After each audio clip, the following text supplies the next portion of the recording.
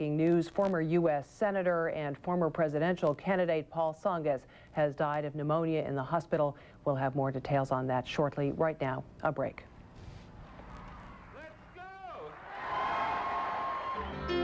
Police say they're looking for this man in connection with the killing along the San Diego freeway Thursday.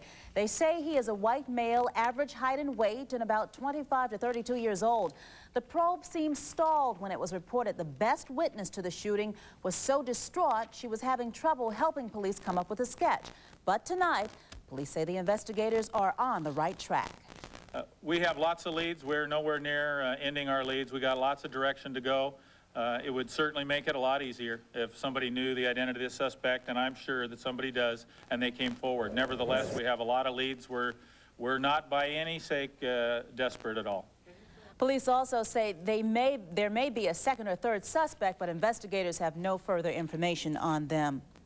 Former Massachusetts Senator and who was seen in the area and may be a witness. The white man in his late 20s to early 30s had dark hair, a mustache, goatee, and a French beret-style cap.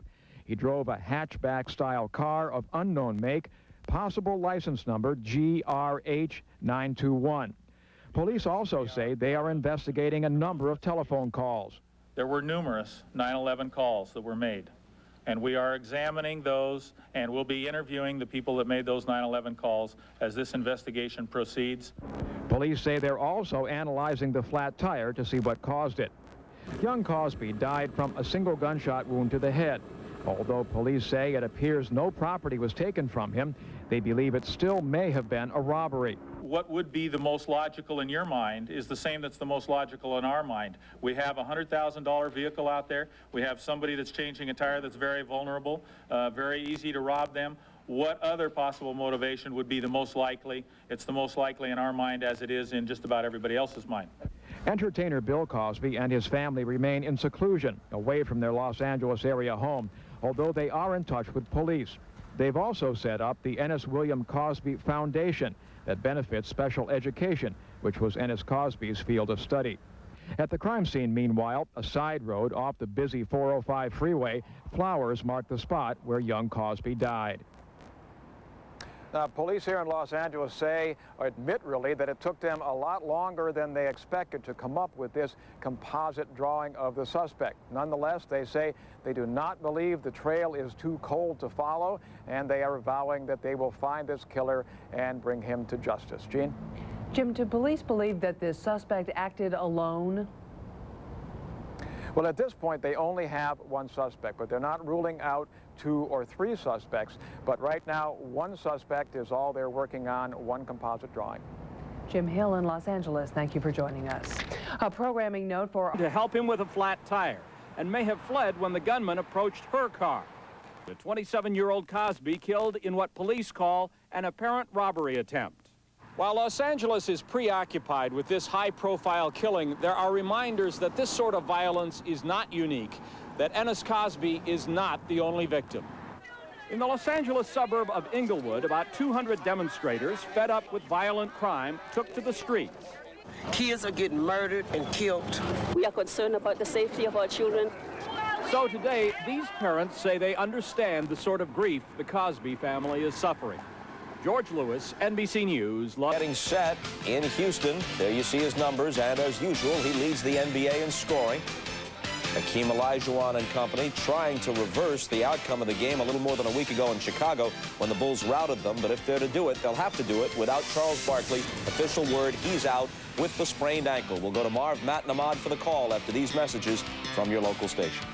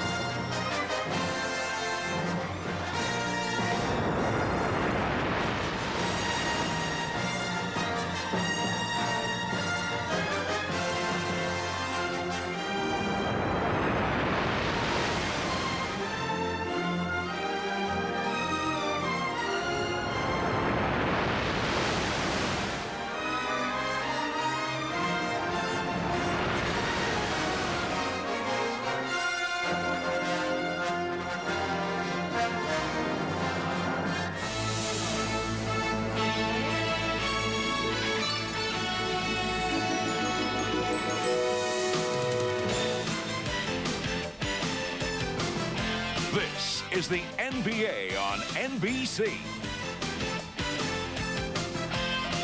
The game of the week. Today, it's the Chicago Bulls versus the Houston Rockets. A capacity crowd better than 16,000 at the Summit in Houston, Texas for the Chicago Bulls and the Houston Rockets. The Bulls at 34-4. That is the best record in the NBA. They've won 9 straight, 17 of the last 18. The Rockets the best in the West, 30 up, 9 down, and they have won 6 of their last 7 games. Hi, everybody. I'm Marv Albert along with Matt Guokas. And Matt, first the word on Charles Barkley. He will sit it out with that severely sprained ankle. So Kevin Willis, who's also bothered by an injury, a bad back, will be in the starting lineup. And for the Bulls and the Rockets, it is their second meeting within the past 8 days. Last Saturday night in Chicago, the Bulls beat the Rockets handily, 110-86. Barkley with only 8 points, 2 of 11 from the floor. Michael Jordan, game high with 32, 12 of 25 shooting, including 4 three-pointers. A convincing win for Chicago as the Bulls broke it open in the second half. They outscored the Rockets 70-43. They clobbered the Rockets off the board. 32 points, 7 assists in all for Jordan. And Michael Jordan comes into today's game with that pulled muscle in his neck, but apparently it has not held him back. And Marv, he is still dangerous when he's hurt. And with key players Dennis Rodman and Ron Harper out of the lineup, Michael expands his game even more. In a 27-point win over Milwaukee on Friday night. Look at this, 7 rebounds, 11 assists while shooting 10 for 15 from the field. Michael Jordan thrives on the challenge, especially when there's a higher degree of difficulty. Now the Houston Rockets feel they have the decisive advantage at center with Hakeem Olajuwon, and they feel to be successful they must get Hakeem going in the early going. Well, Hakeem is always the first option for the Houston Rockets. If you try to defend him one-on-one, he's unstoppable. If you double team him, that's when the guys get the open three-point looks. Here's some scouting points on Olajuwon for most teams around the league. He likes the fadeaway. You got to live with it. At least he can't rebound the miss. He's a gambler on defense, but gets his share of steals, and you have to make him pay the price for trying to block shots. Find his man for the open 15-footer. And in the absence of Charles Barkley, Hakeem Olajuwon has to be at the top of his game at both ends of the floor. All right, so coming up, it's the best in the East versus the best in the West. The Rockets and the Bulls from the Summit in Houston.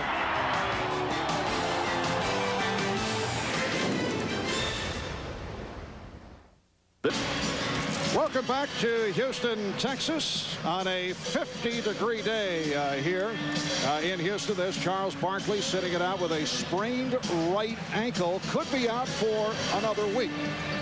Let's check out the starting lineups for both ball clubs. The Chicago Bulls at 15-3 on the road. That's the second best road record. Houston is number 1 of that department at 16-3. Pippen with Jason Caffey for the suspended Dennis Rodman. Luke Longley is back. In fact, they're celebrating his 28th birthday today. And Jordan and Kukoc in the backcourt. Mario Elie will be matched up with Michael Jordan, although he is listed at a forward position. And Kevin Willis will start for the injured Charles Barkley. The officials are Mike Mathis, Greg Willard, and Joe Borgia. The Houston Rockets in their last game Friday night in Dallas rallied in the fourth quarter, beat the Mavericks 88-79, while the Bulls come off a walloping over Milwaukee Friday night in Chicago, 100-73, and the Chicago Bulls certainly have enjoyed the month of January. Well, one big key for Houston in this ballgame, Marv, is to come out and play with a great deal of emotion, a lot of fire in the belly, like you would expect from a very good team that got waxed by 24 8 days ago against the Chicago Bulls. And a big key for Chicago was an adjustment they discovered going into the second half of that game. They put more pressure on the ball, bringing it up, making the Rockets take more time to get the ball into Olajuwon, and it totally took the Rockets out of their flow. And the question is, can the Rockets adjust? Charles Barkley was saying that the Rockets ran the same play the entire second half. That means it went to Hakeem and it didn't go to Charles. Exactly. And that from a man who coached Charles Barkley in Philadelphia. He wants it early, middle, late. He wants the ball all the time. So the Chicago Bulls control the opening tip. Second of our NBA doubleheader earlier. Orlando over Miami 99-87, led by Penny Hardaway, who had 19 points, 6 assists. Luke Longley. And the Bulls with a 2-0 lead. Oh, nice play set up by Jason Caffey, who, when he is aggressive and asserts himself offensively, he can make plays like that. The Bulls did a nice job spreading the floor, drive it, found the open man. Here's the double on Akeem, then Pippen dropped off. The tip missed by Willis. Olajuwon has tied the game. Now, the Bulls do not like to double team Olajuwon. No good defensive team likes to do that because you stretch yourself thin, give up second shots. But Olajuwon, if you go half-heartedly at him, he'll beat you quickly. And a foul is called on the rookie from Penn. Matt Maloney has a tough matchup with Tony Kukoc. And as always, we're joined on the sideline by the Dean of Sideline Reporting, Ahmad Rashad. Let's check in with Ahmad. All right, Marv, a little update on that injury to Michael Jordan's neck. He has been getting treatment on it the last couple of days and said he feels fine. Now, on Saturday night when they played the Rockets at home, he said that he felt like that was going to be one of the highlights of the season. It didn't turn out that way because they blew by him. And he said that he was still excited about him because this could be one of the teams that they got to go through to win a championship. I talked to Akeem Olajuwon. He said, well, you know, a championship team should hold home court advantage, and that's exactly what they did in Chicago. And we should do it here. I said, what if you don't? He said, well, we'll get them in the playoffs. All right, Marv. A little hedge there, yes. In fact, in talking about today's game with Rudy Tomjanovich, Bulls on a 3, beautifully executed. And again, the nice pass from Jason Caffey. So the Bulls lead by the score of 5-2. Talking after practice yesterday with Rudy Tomjanovich about the significance of today's game, he said, oh, obviously, Kevin Willis with a nice sky hook. Certainly, it's a big ball game, but if we lose, we'll just put it aside and forget about it. And come playoff time, we're not going to remember what took place, although Michael Jordan disagreed. Well, you know, whenever you have two good basketball teams playing, these are two of the best teams in the NBA. There's a pride factor, and you like to play against the best, and you certainly want to come out on top. Well, Rudy was just leaving some room for the loss, just in case. Always, you have to. Little coachees there. Olajuwon. And certainly a different ball game with Charles Barkley out and Dennis Rodman serving game 2 of the suspension. Here's Kukoc giving it up to Longley. Luke Longley. And it's the Bulls with a 7-4 lead. I think we were a little taken aback yesterday when Rudy told us that he was going to put Matt Maloney, who stands about 6'3", on Tony Kukoc, who can just kill you inside at 6'11". But the other choices aren't good either. As we have an offensive foul on the play. Will not count. Joe Borgia calling a charge on Clyde Drexler. Well, you know, Clyde sometimes settles for the quick perimeter shot. I think he's aware of that and knows, especially without Barkley there, he's got to diversify his game, try to go on the floor against one of the best defenders in the business, Scottie Pippen.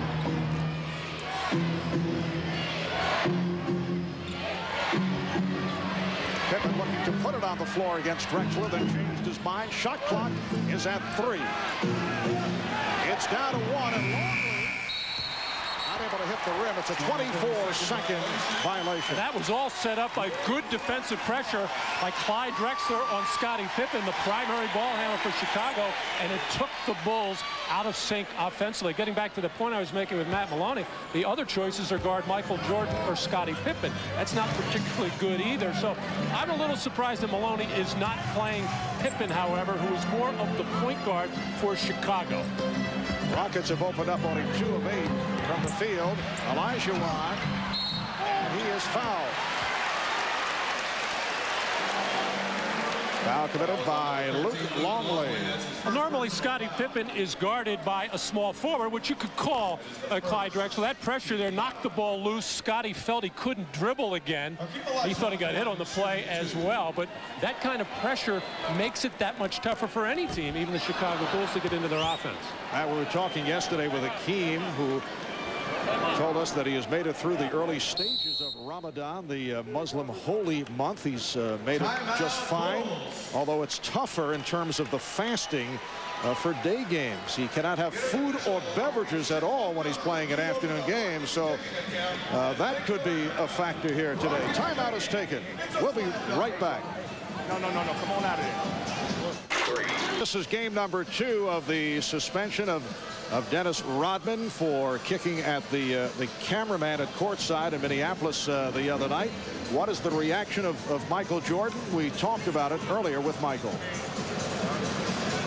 We as players, we always want to back our teammates, and I do. I think everybody does back Rodman right up until the incident of the kicking. I think that's something that we can't really take his side in. I mean, we all are in situations where we are angered and and put in situations where we want to retaliate, but we all must think about the repercussions of that. And I think the league came down on him very hard, which I think they're trying to make a statement. I think it could be too harsh, but to some degree, he's kind of challenged the NBA in certain situations, and they're making a stand on this particular issue.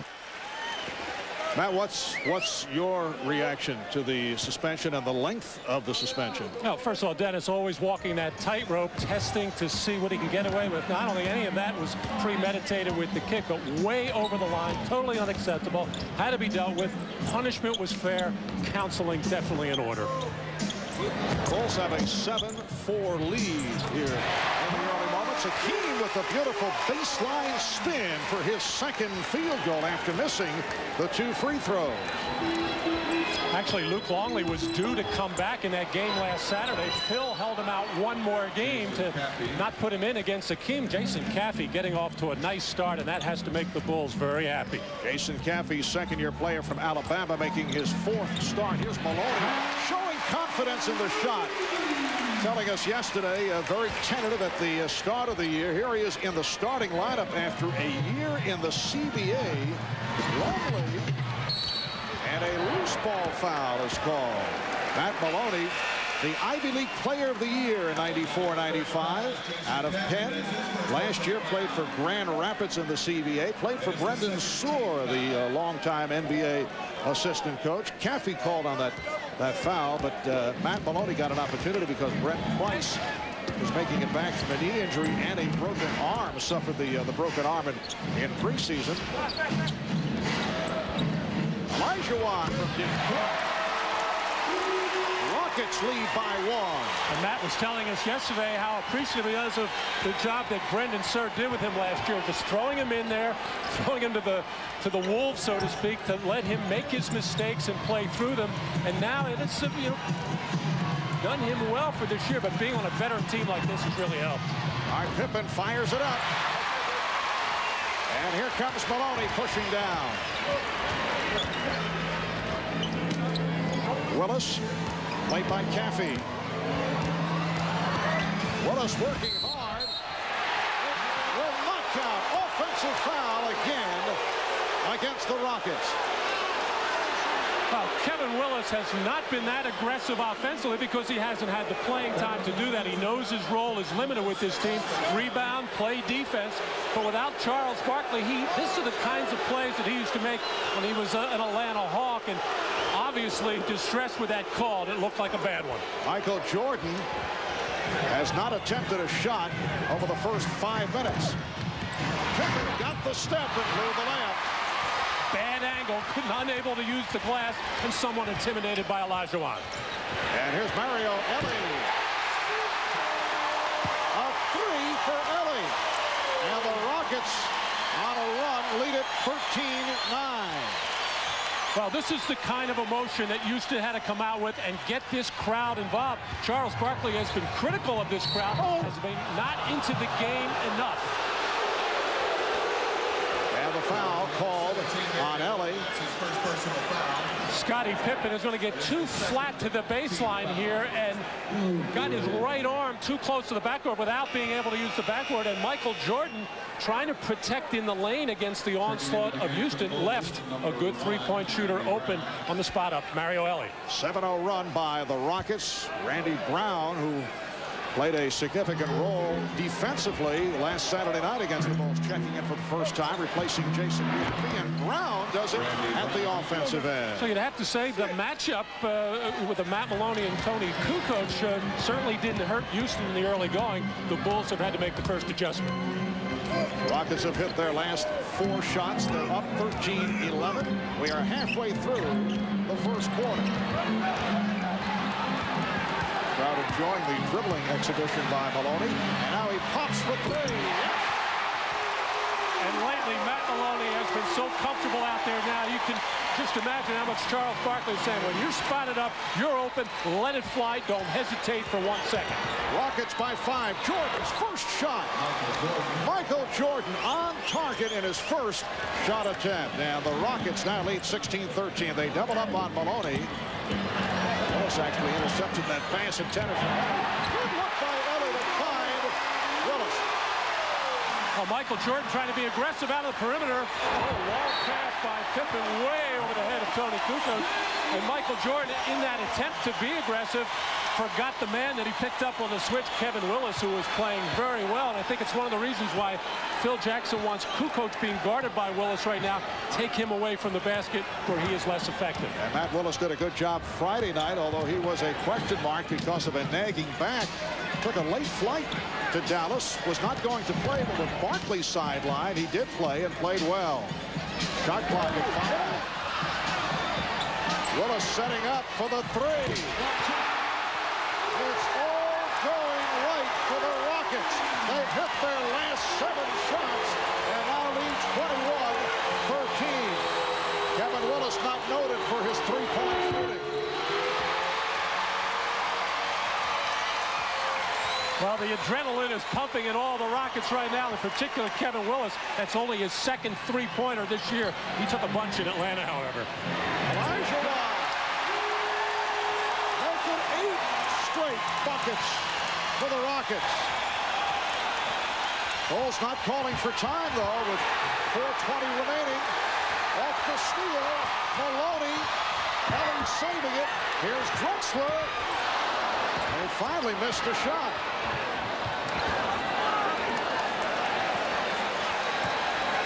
Get the idea that the crowd is able to breathe for the first time. They've been so into this one. And Michael Jordan knocks down a 3. So he has hit on his first 2 shots. And the Rockets now lead by 7. You mentioned Phil Jackson not taking the timeout. Of course, he took one early in this ballgame. But generally, when his team is in a little trouble, he would prefer that they find their own way out of it. Well, Kevin Willis got off to a good start in this ballgame with a couple of offensive rebounds. And here, going without the ball as he was left wide open by Michael Jordan on the switch. And he is pumped and into this ballgame. He knows how important he is to this team with Charles Barkley on the shelf. And hesitating somewhat out here on the three-point shot. He knows he's not supposed to take it. Had to let that one fly. A 17-7 run by the Rockets. They're up by 7. The debut of Skycam, a camera that brings you closer to the game, and it captures the speed of the NBA's players from a number of unique vantage points. Skycam is with us again today here in Houston, and we'll be exploring its many uses with you in the weeks ahead. A look from the viewpoint of Skycam from high above the summit here in Houston. The Rockets on a run. They've hit 8 of the last 9. 3 have been from downtown, and Kevin Willis playing for the injured Charles Barkley off to the good start. 7 points, 3 rebounds. They double up momentarily on Willis, putting moves on Kukoc. And it's a 24-second violation. Well, Rudy Tomjanovich trying to take advantage of a matchup situation there, which he feels is favorable, as Tony Kukoc struggles with his individual defense, not only out on the floor, but in post plays as well. And Rudy knows that he's got to get some scoring for guys like Willis and Drexler, and not just rely on Hakeem Olajuwon. Michael Jordan trying to lose Mario Ellie, and he does for the floater. Last touched by Pippen. Mario Ellie, one of the better defenders in the NBA. Rudy Tomjanovich nominating his man for Defensive Player of the Year, which might be pushing it a bit too much, but he is an excellent defensive player, and he has drawn the task of guarding Michael Jordan. Here is Drexler wide open. Oh, another nice play by Matt Maloney against the pressure of Randy Brown. Beating that initial pressure, drawing Drexler's defender, and finding him open for the three-point shot. Matt Maloney playing with a great deal of confidence. Rockets love the three-point shot, and they've been on fire. 4 of 5 from downtown. Foul committed targeted by Drexler. That's his second. Well, with Randy Brown, you know you're going to get good pressure, but you expect him to be able to keep that man in front of him. Sometimes he overcommits himself with his pressure, as he did there, and Matt Maloney able to easily go by and create that opening for Drexler. And Clyde Drexler departs. Sam Mack, who did a nice job off the bench Friday night in Dallas, a season-high 13 points. In his third year out of the University of Houston, has come on for the first time. Michael Jordan not able to hit. And back comes Ellie. Bill Wennington on the floor for Luke Longley. 2.5 to go in this first quarter. Crowd looking for a foul against the Bulls. And you hear the reaction. Now Jordan putting moves on Maloney, and to the fadeaway. I guess the neck is fine. Well, it's unbelievable how well he played when that neck was hurting. He could not turn it one way or the other, was still shooting the ball well, helping his ball club win games. And as Olajuwon tried to dump it off, contact was made, and a foul against the Bulls. Well, Michael got off to a slow start in this ballgame, not getting many touches in the first 3 minutes. Now starting to try to catch up a little bit. Nice little ball fake, got Matt Maloney looking the wrong way, and Michael returned and jumped it. Maloney not able to hit on the putback. And here comes Brown. Rockets able to get back. Nice exchange between Kukoc and Brown. Randy Brown has been well regarded at the defensive end, but he said the other day, I'm tired of being labeled just as a defensive player. And he's a solid all-around guy, one-time member of the Sacramento Kings. Olajuwon to the crossover, but gave it back. Ellie with a runner. And here comes Pippen. Pippen with the hesitation dribble. What a move, but could not convert. Kukoc with the rebound. And the Rockets now lead 26-22. 3 straight times now that Houston has been extremely slow getting back in transition, and the Bulls have taken advantage of it. Marv Albert, Matt Guokas, and Ahmad Rashad from Houston. Kevin Willis. Oh, very friendly rim. Kevin's got it all going on. Inside, outside, getting the shooter's touch. 9 points for Willis. Michael Jordan now 3 of 6. And Scottie Pippen is hurt. Took a shot in the mouth. Remaining in the Chicago front court. Here's Mack for 3. Rebounded by Wennington. Pippen is all right. He was shaken up. Rockets doing the Bulls a favor that time, not exploiting Pippen being down. Wennington's pass comes back to him on a deflection. And Olajuwon with the rebound, and the Rockets want to hold for a final possession. 20 seconds left in this opening quarter. And they realize it's a one-shot situation, but the Rockets look extremely tired, and we have a technical. Apparently, a double technical. Scottie Pippen and Kevin Willis.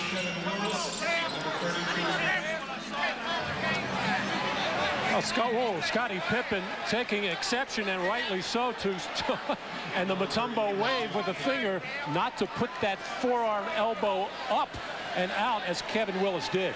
The Mutombo wave. he's been waving that finger at a lot of people lately as the Atlanta Hawks are on a tear.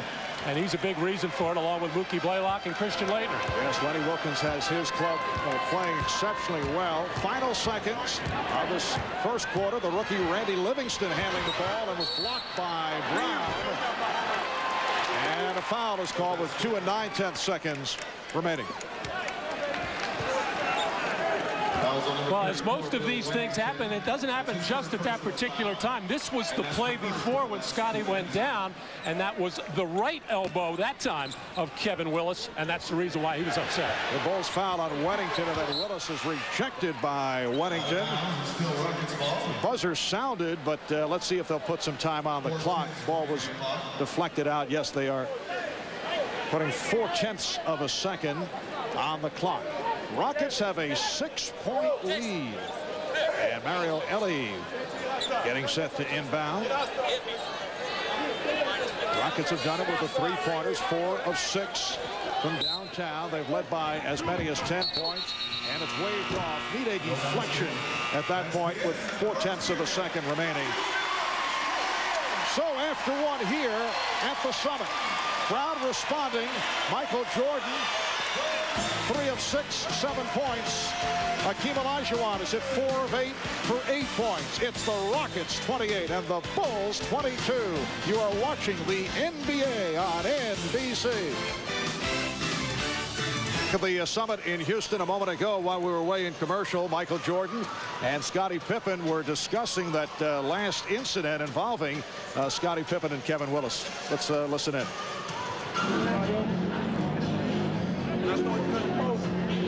Hakeem is illegal.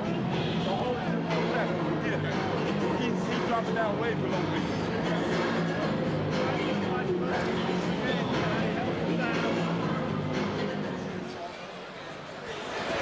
I think they were discussing Hakeem Olajuwon. Well, and Charles Barkley has joined us, by golly. Charles, thank you for coming by. I felt like we need to add some intellect to this conversation. So Matt's here. Well, he's, you know what, he's a pretty face. I see. It's the nicest thing you've ever said to me. How is the sprained ankle? It's getting better. Hopefully, I'll be ready to go by Thursday. I know you wanted to play today. Everybody want to play against the Bulls.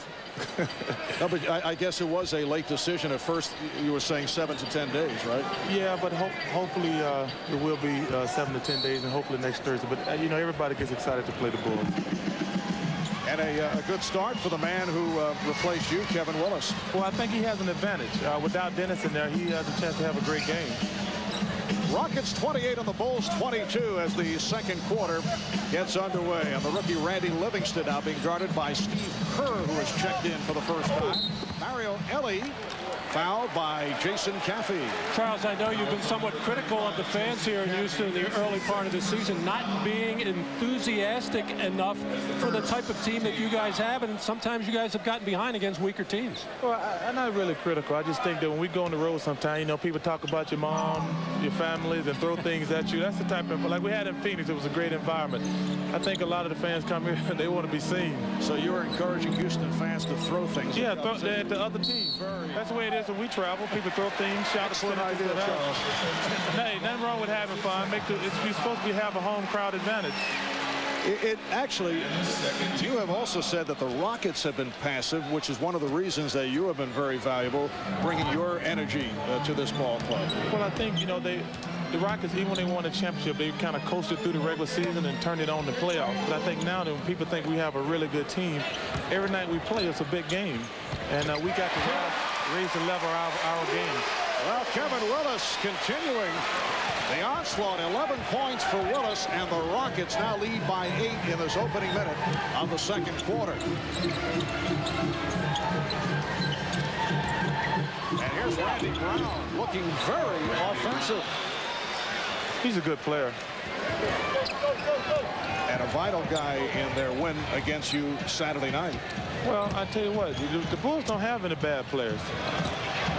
They've done a good job of making their role players play terrific. That's Othello Harrington, the rookie from Georgetown, with an impressive-looking hook shot. We call that the junior sky hook. 8-point Rocket lead. And here's Steve Kerr. Off the back tap, Livingston. Elie. And Mack. Nicely done by the Rockets, who extend to a 10-point lead. I guess I'm not supposed to cheer over here. No, we understand.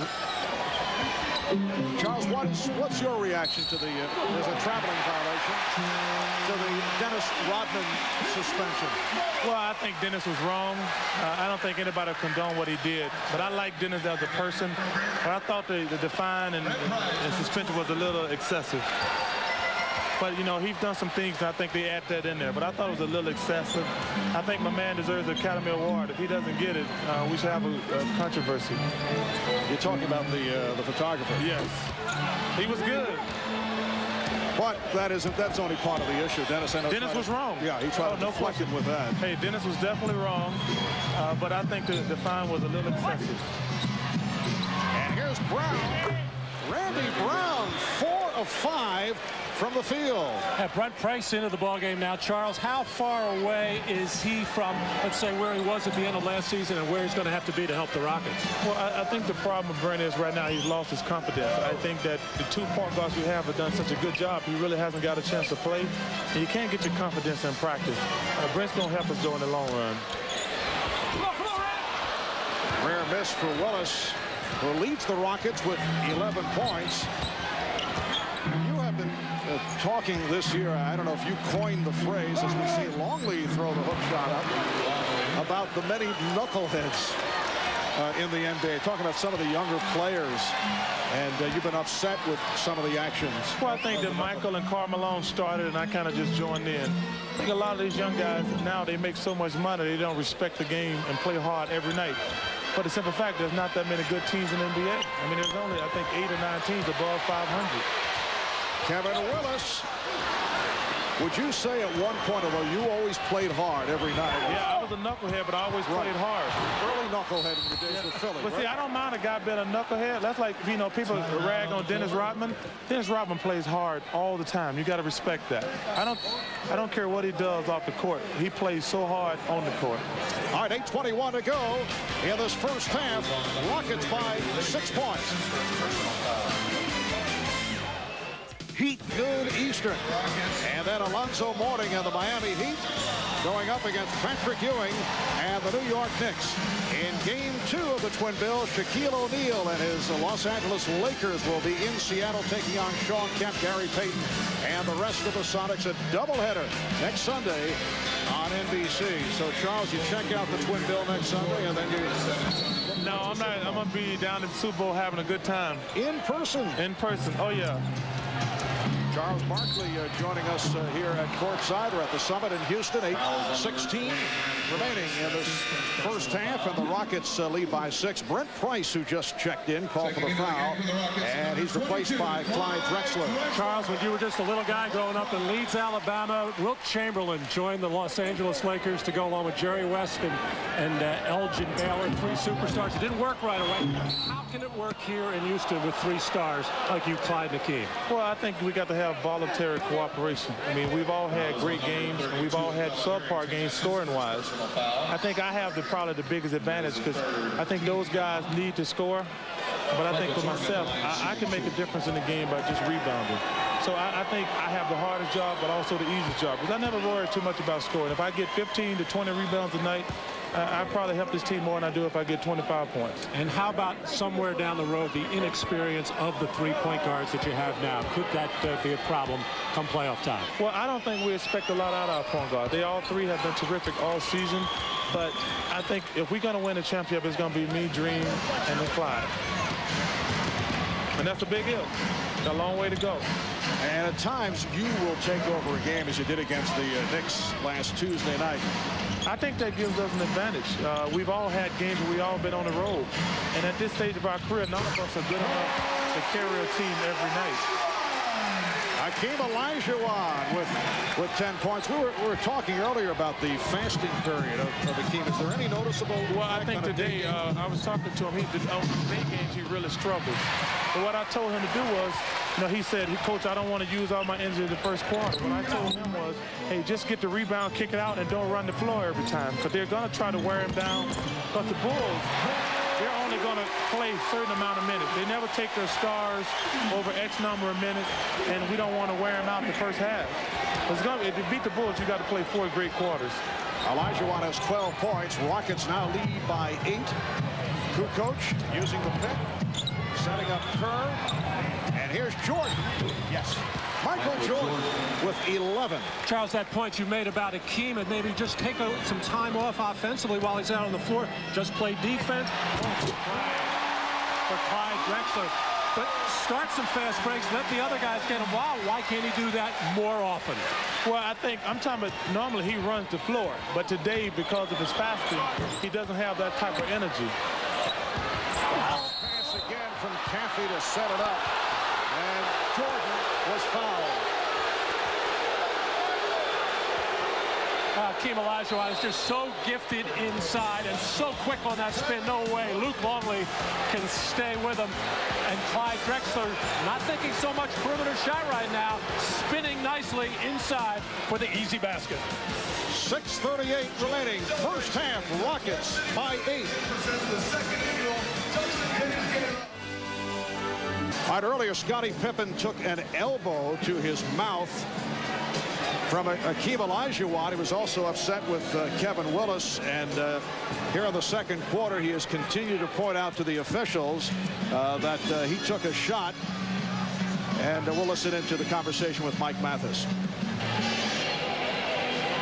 Willis tried to get me to Chicago with the same thing. So the time before, Hakeem wiped me out with one.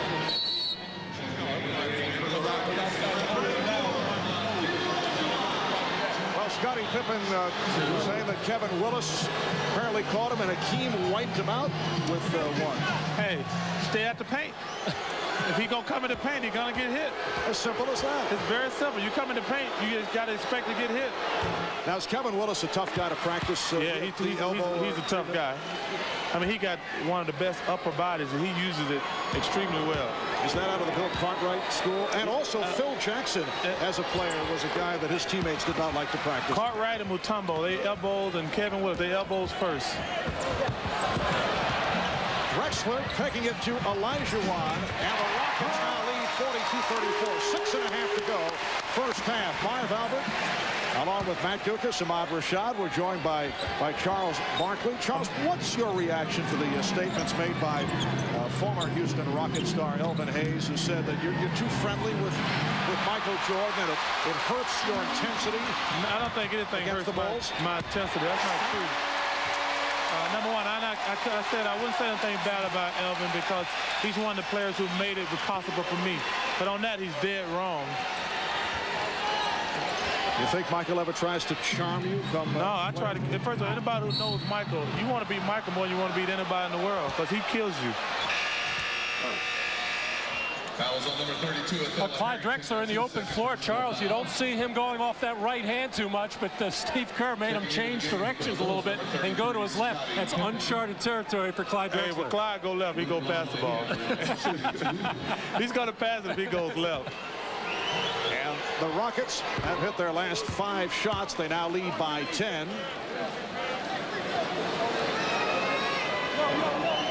Luke Longley with 7 points. Luke back in the lineup after the separated shoulder, missed 21 games due to the body circle accident. Oh, off the recovery, Michael Jordan cuts it to a 6-point lead.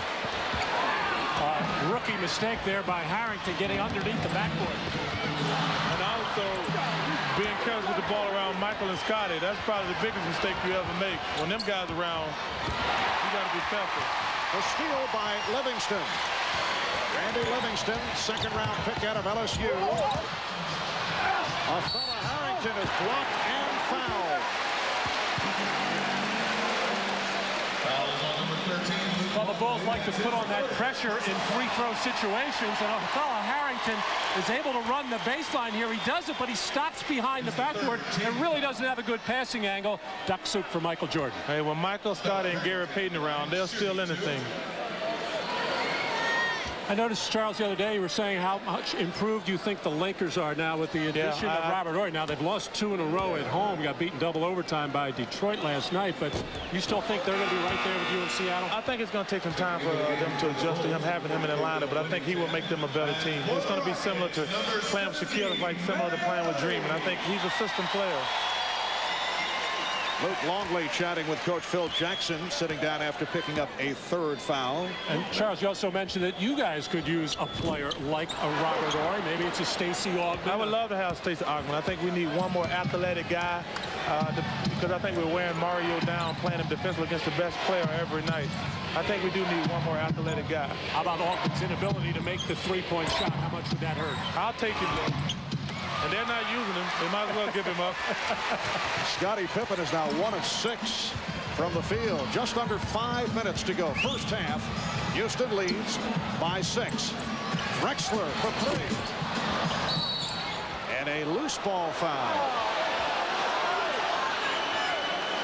Foul on Harrington. That's 3 on the rookie from Georgetown. And Michael Jordan came up with some high elbows there. I think he and Scotty realized that the tone was set early by the Houston Rockets and Kevin Willis, and then the elbow by Olajuwon, that they better be ready to match all physical play or they're going to get run out of the building. Well, I think what happened is when Michael got a rebound in the first quarter, Dream stole it from him.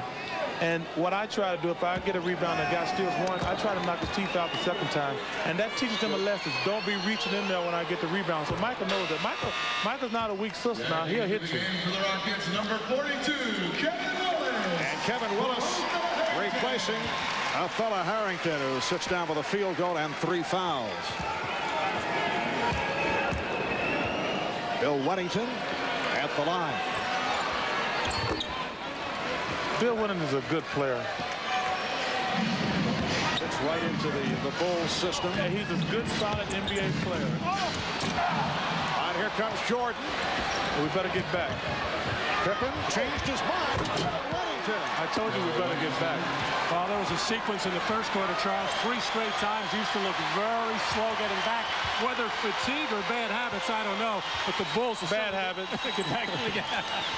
The Rocket lead is down to 2. 8-0 run by the Bulls. And a timeout called on the save by Tony Kukoc. Charles, thank you very much for dropping by. I really appreciate it. Anytime to help the America learn more about basketball. Well, we have Matt here, Charles. You keep lashing out at Matt Lucas, your one-time coach. Charles, thanks. Hope to see you back in action soon. Thank you very much. All right, we'll be back with more from the Summit in Houston right after we pause for these messages. Next up. And you see the free throw differential as the Rocket lead is down to 2. And normally the Rockets are a very good team at getting to the line, but that's with Charles Barkley in the lineup, who puts his head down, gets to the hoop, and is so active around the basket. Pippen had the step, and a foul is called. Offensive foul. Number 33, Scottie Pippen called for his first. And that little smirk on the face of Scottie Pippen, he throws the elbow into the chest here of Akeem Olajuwon, still smarting from that elbow that he took from Akeem earlier in the first quarter. It has been a rough first half for Pippen, 1 of 6 from the field, only 2 points. Livingston. Drexler unloads for 3. And the save by Jordan. And Pippen diving for it. The ball goes back to the Rockets. A little overreaction that time by Scottie Pippen. He did get tripped from behind and probably should have held on for a jump ball, but tried to make too much out of the play instead of holding on. Oh, the spin by Olajuwon. 16 for Akeem. Well, if Akeem is showing any signs of being hungry or thirsty, I don't know what it is. He has it. All of his moves very silky smooth, and so I think playing with a lot of energy so far. 8 of 12 from the field. Olajuwon. Checking into the game for the Rockets, number 12, Matt Maloney. Scottie Pippen has a fast break opportunity here, but as he threw the ball ahead of him, just dove on it, really wasn't tripped, and tried to make that pass to Tony Kukoc. But Akeem Olajuwon feeling very little body contact from the defensive centers of Chicago, and he has the stroke going, so he's taking that shot. When he does feel pressure on the body, he just spins and goes to the basket. And Akeem coming off a strong 26-point game against the Mavericks the other night. Randy Brown has been popping up shots. Weddington right there. Randy Brown has attempted 7 shots, 4 of 7 from the field. Weddington with a second bucket. He has 6. And it's the Rockets with a 46-44 lead. Off the steal. And then a reach-in foul on Olajuwon. Foul is on number 34, Akeem Olajuwon.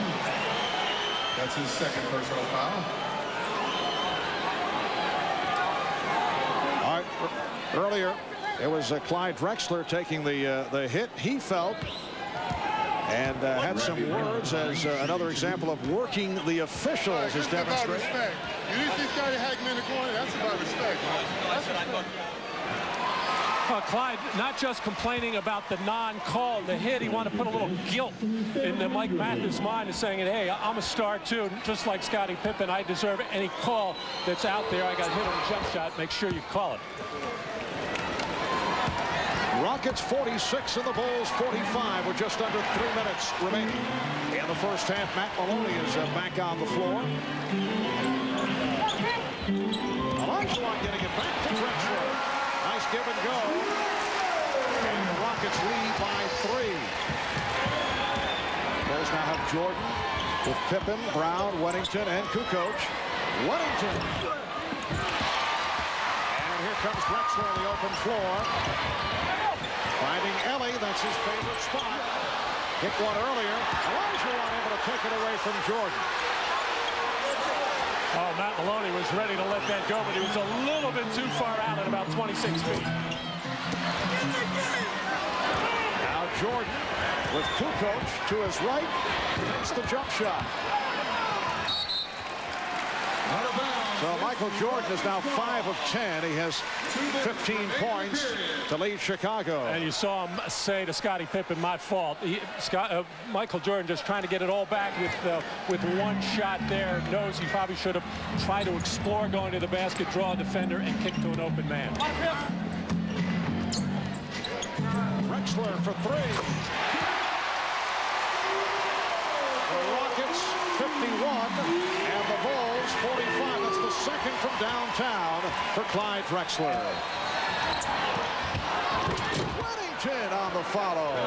8 points for Weddington. A nice give-and-go play between the Chicago Bulls, but the key on that last Drexler three-pointer was the pass that was thrown out to him right in the tee where he can catch it and let it go. Some of the passes have been behind him.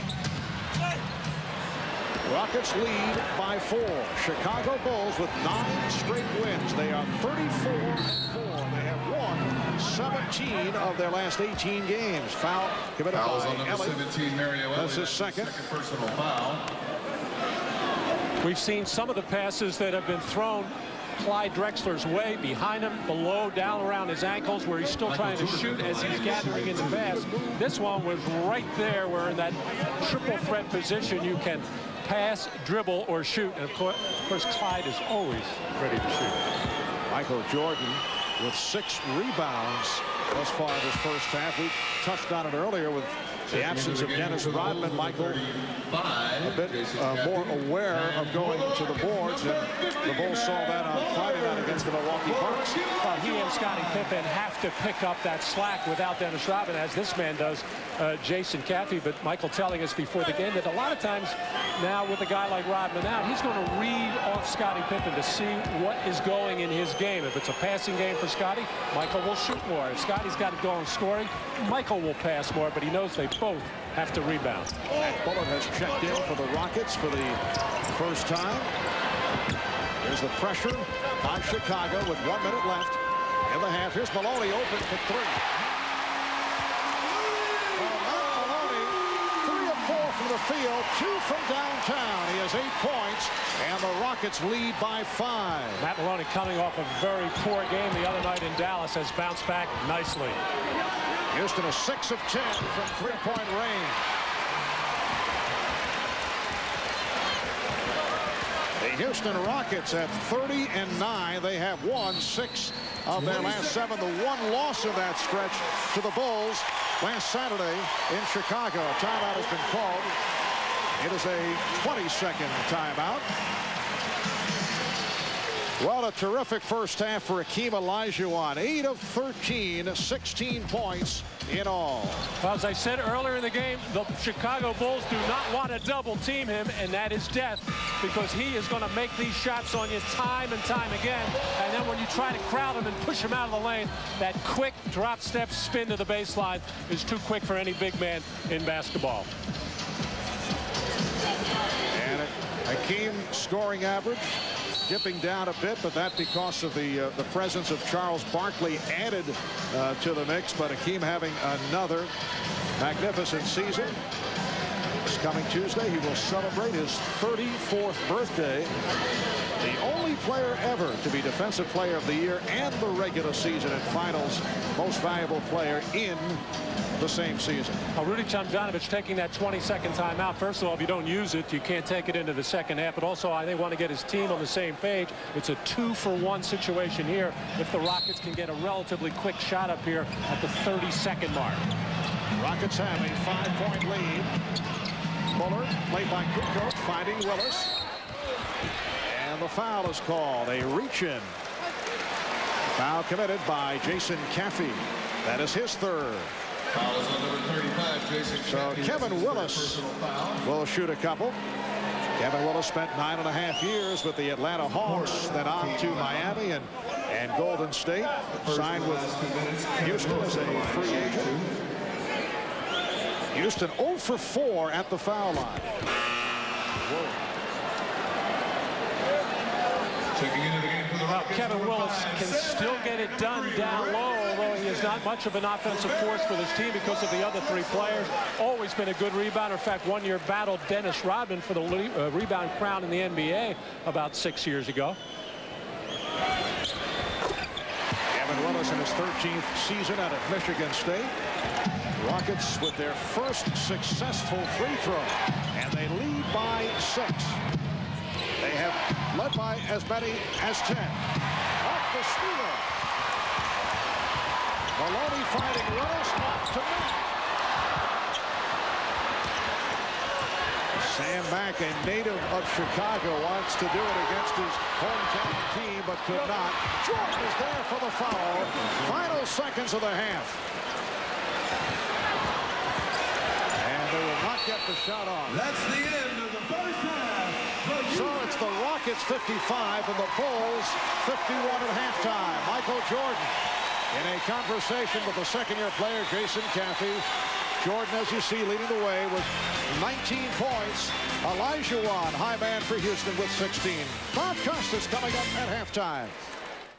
Bulls 55-51. Bob Costas back in the studio in New York, and we'll hear from Dr. J and Peter Vesey shortly. But first, a story out of Atlanta. With some of what goes on in sports, you can lose sight of a story like that of Steve Smith of the Atlanta Hawks. Less than 2 weeks ago, Smith donated $2.5 million, more than half of his annual $4.5 million salary, to his alma mater, Michigan State. Smith spoke with our Greg Gumbel. Here it is.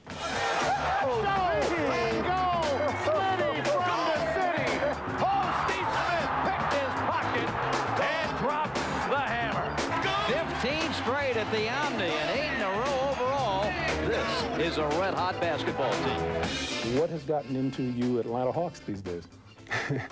I think we playing together, and the addition of Dikembe Mutombo has definitely helped us, and Christian Laettner moving the power forward to his natural position, the position I think he plays best at, and just us team chemistry, and we're playing with a lot of enthusiasm. We're playing happy, and when you're winning, everything's become fun, and the game is fun for us right now. Yeah, you just said team, and this isn't just a case of just one or two guys playing well, right?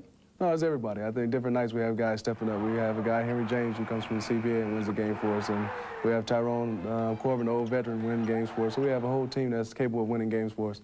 Did you think that this team and this franchise was capable of things like this when you came here? I did. I think they had the right attitude, and I think we were waiting for this free agency to get a player, and we got the best player possible for our team, Dikembe Mutombo.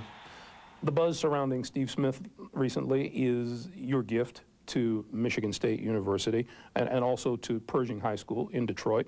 Everybody knows what you did, Steve. Why did you do it? Ever since my mom passed, my rookie year, I always been thinking of and trying to come up with different things of what could I do to pay honor to her, pay tribute to her. I've had great coaches, but none greater than my mom. I've had great role models, but none greater than my mom. I've had great teammates and fans, but none greater than Clara Bell Smith. It'll be known as the Clara Bell Smith Student Academic Center. And the purpose of which will be what? Well, you know, when I was in school, you ran different places to get a tutor. You ran different places, you know, to go to work study or work on the computer. Now every sport be in the same building and everyone get a chance to work at the same time.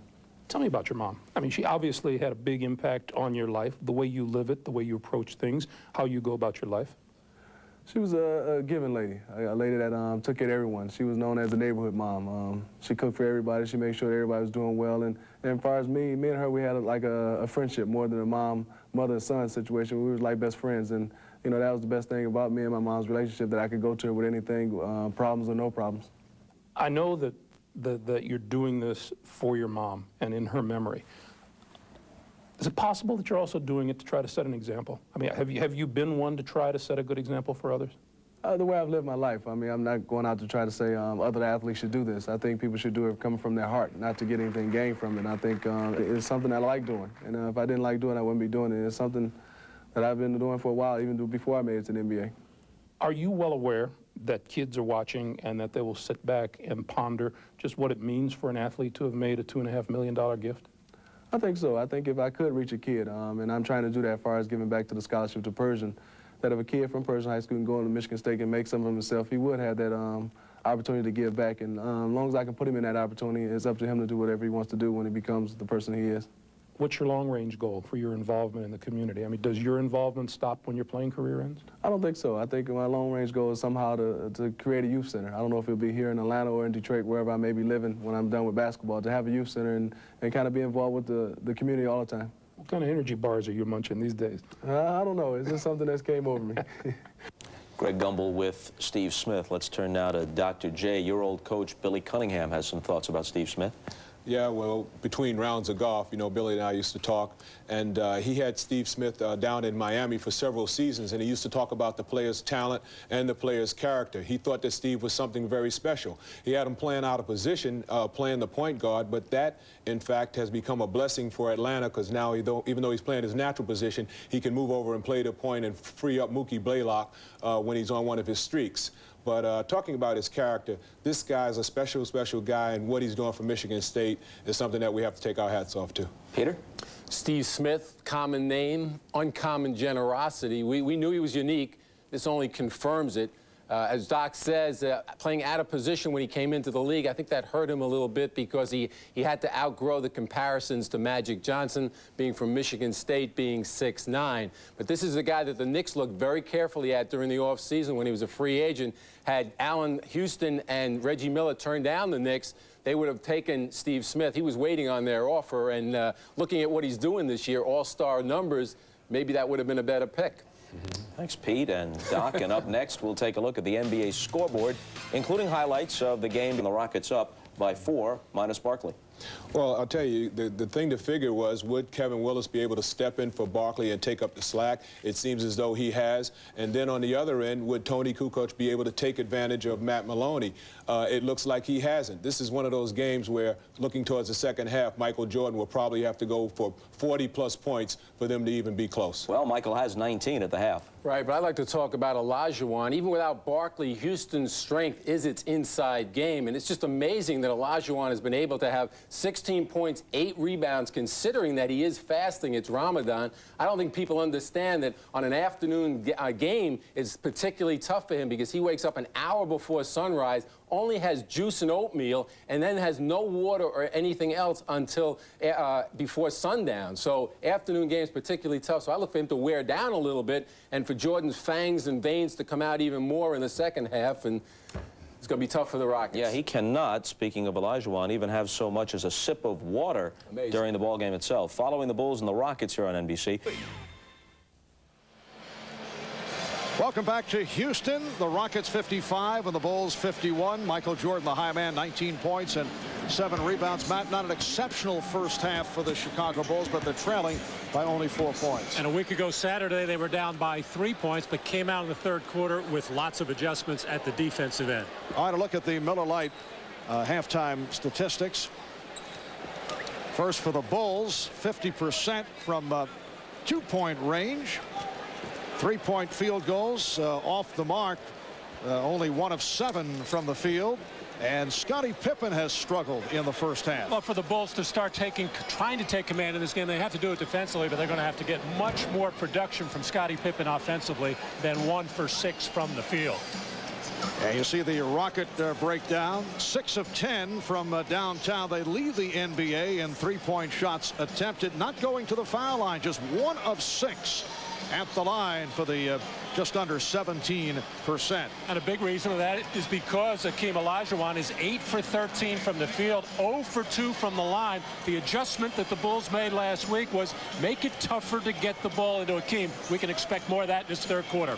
It's the Rockets by 4 as we head to the second half.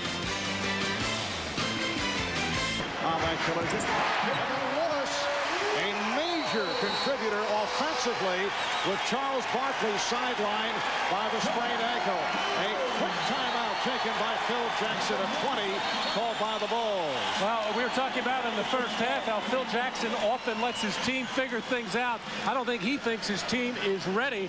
As Akeem Olajuwon catching 2 feet in the paint, Scottie Pippen had his head turned, not even ready to help on Olajuwon because his man was cutting to the basket, and Kevin Willis kind of breaking out of it offensively as he's been in mothballs, with Charles Barkley getting most of the offensive play, taking advantage of his minutes, and he is feeling it.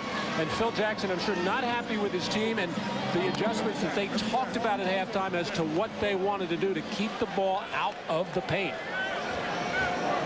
Kevin Willis now 6 of 14 from the field. He has 14 points. Rockets lead by 8 with a minute gone by in the third. Here's some light pressure by Houston. That is poked away, but recovered by Pippen. Houston Rockets in the second half last week in Chicago were outscored 70-43. And I hope they've been able to learn from that, and they're putting the pressure on the Bulls. It leads to the 24-second violation. Normally, it's so hard to double team Michael Jordan. Because of the triangle offense, you get so much player movement and ball movement. But that time, Michael got surprised way out on the floor, foul line extended, and good pressure by the Rockets forcing the turnover. And that is number 11. That's a high number for the Bulls. Houston with just 6. Olajuwon called for the traveling violation.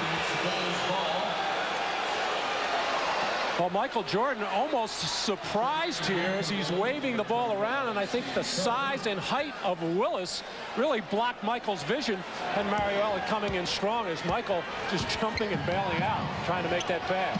The Bulls average only 12 turnovers per game. That's the fewest in the NBA. They have already turned it over 11 times. Longley's shot was blocked, and then Jordan came up short. Here's Drexler racing with Pippen, taking it. And Willis with the tip deflects it over the glass. He's claiming that Caffey got a piece of it. Was willing to settle for the jump ball, but he will not get that. One of the reasons why the Rockets are holding their own and leading by 8 in this ball game is they're a team 4th most turnovers in the game, just under 18. They only have 7 in this one. Here's Pippen for 3. Comes Maloney back after fielding that long rebound. Pippen is now 1 of 7. Willis. It's commits from Olajuwon. Willis. He'll give credit to Goldstein. Called on Longley.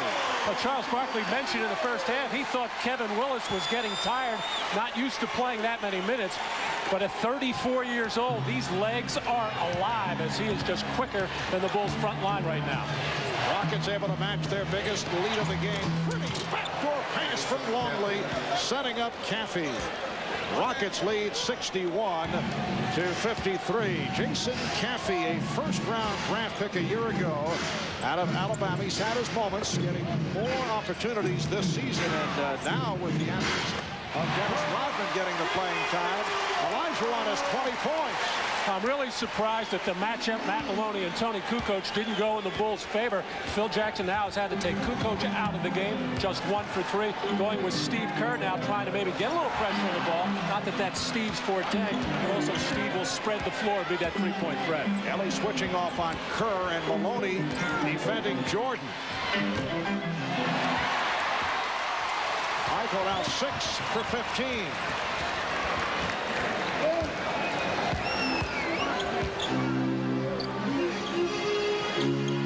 Willis squaring up on Caffey. Caffey getting some help. Olajuwon forced it, but saved beautifully by Ellie. And here's Ellie with the clock running down.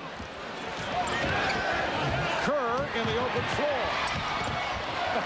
Steve doesn't get too many of those. Probably the only time in practice in a fast break drill where there's no defense. He rarely gets ahead of the pack. He usually pulls up at that 3-point line. Rockets 63 and the Bulls 55. Second and final meeting of the regular season between these two teams. Kerr blocked that pass, and then a foul is called. Actually, Kurnevis saw it coming and then was able to make the recovery. And it's called on Matt Maloney. That's a little bit of a pet play for the Rockets, a give and go with Clyde Drexler that many players that Clyde has played with have taken advantage of it. Now, usually they get it early in the game, and I'm sure they talked about it. Steve Kerr had to look his way around the pick. I think he knew it was coming. He just got his hand up at the last second. 4 minutes gone by in the third quarter.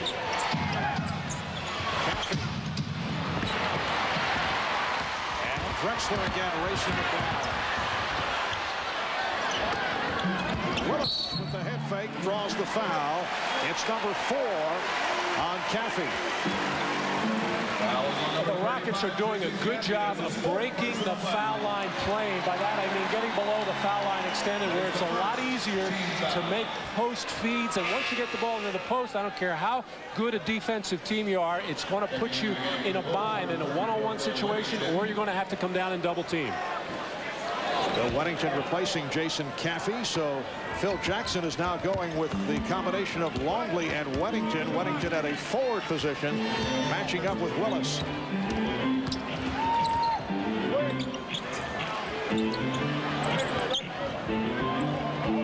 Olajuwon putting a series of moves on Longley. He is on fire. 22 points. 11 of 17 shooting for Akeem, and the Rockets lead by 10. The last loss suffered by the Bulls December 26th in Atlanta, losing to the Hawks 108-103. They have won 9 straight, 17 of the last 18. Here's Pippen. Drexler did a terrific job defensively. Weddington able to get inside on the rebound. 8-point Houston lead. And the Bulls have not lost in the month of January since 1995. 4 losses of Chicago this year at Washington, at Toronto, at Atlanta, and at home to Miami.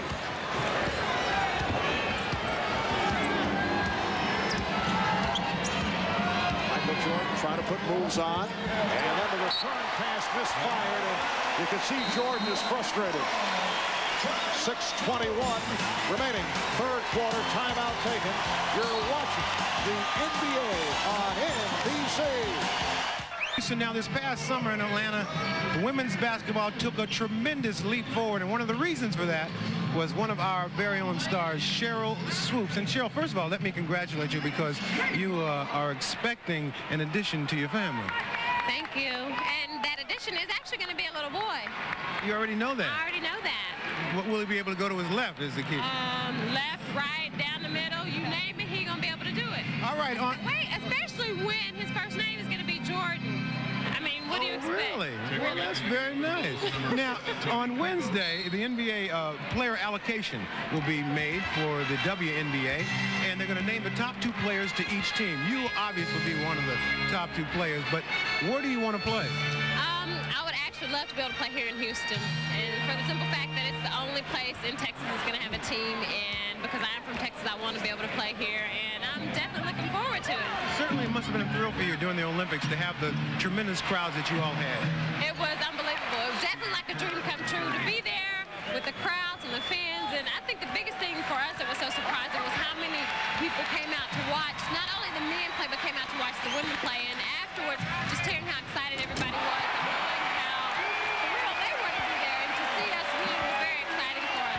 Known fact that you played Michael Jordan one-on-one. True. And? He beat me then, but I've been asking for a rematch. So what? You pretty close to him, so tell him I want that rematch. I got a better idea. I'll be the one to be in the rematch. We're gonna play in June. When do you do? June 21st. That's when we're gonna play. All right, back to you, Marv. All right, thank you, Ahmad. Rockets with a 67-63 lead as we come up on 5 minutes to go. In the third quarter, you see the 3-point shooting. Houston is now 6 of 10 from downtown.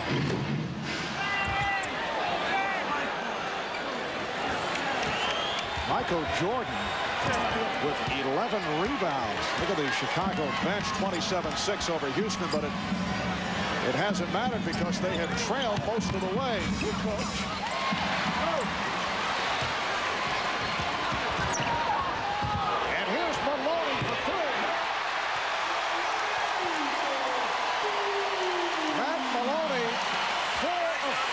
from the field.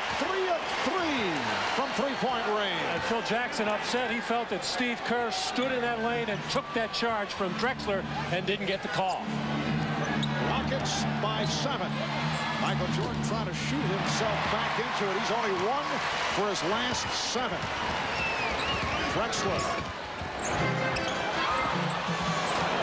Olajuwon on the recovery. Both Pippen and Jordan ran away from him and said, that's not a good idea, even if he is beyond the arc. And a foul called on Pippen. That is his second. A nice execution this time by the Rockets. No pressure on the ball from Scottie Pippen. Matt Maloney set the back pick on Bill Wennington on a beautiful feed from Drexler. Nice timing and nice finish. And there's Scottie Pippen knowing he's in trouble, trying to be aggressive and physical with knees and elbows. Olajuwon and Drexler playing catch. Rare miss for Akeem. 4 or 5 possessions ago, the Bulls got a couple of three-pointers in a row from Kerr. They haven't gone to him since. And Drexler looking for some help. And Willis able to get back. Crowd wanted Ellie to shoot for 3. And a foul is called. It's on Jordan. Correction on Weddington. That's his second. Is the 3rd team foul. Early in the 3rd quarter, Michael getting that rare surprise of the double team, that foul on the floor, and a strange turnover for him, forcing the jump shot over Matt Maloney, which he really doesn't have to do. But Michael trying to do maybe too much right now for his team. Jordan is now 6 of 16, but he just caught his 12th rebound of the game. Very tough for the Bulls when you're the 2 main guys, Pippen and Jordan, not hitting their shots. But that's maybe why Michael is forcing things, because right now Scottie Pippen has been totally out of it offensively. But all these people have had looks at Michael Jordan, and maybe he wants Sam Mack to come back into the game to get it going. But I think Michael realizes that if he doesn't get Scottie Pippen going, it's going to be a tough afternoon, although they're right in this ballgame. It looked like the Rockets had it going early in the 3rd quarter, but they put it on halt for a while. Interesting to see the breakdown against the individual defenders, but I think in this case it's more Michael not hitting his shots. Just under 3 minutes remaining in the 3rd. And a travel is called. Traveling violation called by Mike Mathis. Timeout is taken with 2:50 remaining in the 3rd. Well, certainly a factor in the uneven play of the Chicago Bulls. They lead the NBA fewest turnovers, averaging 12 per game already. Today they have 12. Chicago at 12.6, followed by Detroit and Cleveland. The Rockets at the other end, they are number 26 in terms of turnovers. Scottie Pippen with 5 of those 12 turnovers. During that timeout, Michael Jordan, Scottie Pippen discussing how to get foul. Great block by Olajuwon. And Pippen is there for the follow and was fouled. 22 by Drexler. Well, the Bulls trying to get either Scottie Pippen and or Tony Kukoc involved offensively here. Kukoc can take his man off the dribble as he did there. But that's why Akeem Olajuwon is one of the best defenders in the business. He knows how to cover up that lane. Got the first one, but stick to it, and it's on the part of Kukoc. Some pressure by the Bulls. Foul was called on Drexler, his 3rd, and Scottie Pippen with only his 2nd field goal. He now has 5 points. 4-point Houston lead. Drexler handing to Harrington. A rookie from Georgetown with his 2nd field goal. He played a career-high 24 minutes Friday night against the Dallas Mavericks. Well, if the Bulls have a weakness, and there are not that many, of course, without Dennis Rodman, those weaknesses get exposed more. As Bill Wennington, who has chipped in nicely with his 12th point. But it is the inside interior defense of the Chicago Bulls. It's just not that strong. Now, they have Luke Longley back, but he's not in top shape or top condition yet. But they can be beaten inside. Maloney tried to force that pass. He saw Drexler cutting. But despite the fact that it has not been a top-flight effort by the Bulls, they're down by just 4. And Michael Jordan continues to have his problems, now 6 for 17, but another possession for Chicago.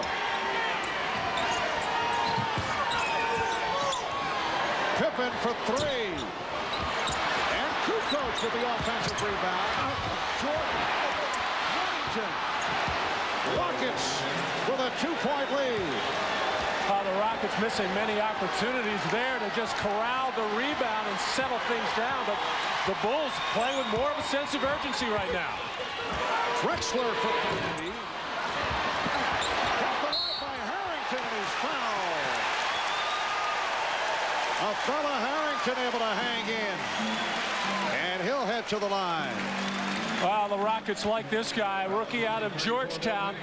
Of course, you know he's going to have a great defensive background playing for John Thompson and Georgetown, but he is very active around the basket and with a lot of enthusiasm. Of course, Othello knows how to play without the ball, spending last year with Allen Iverson. Yes.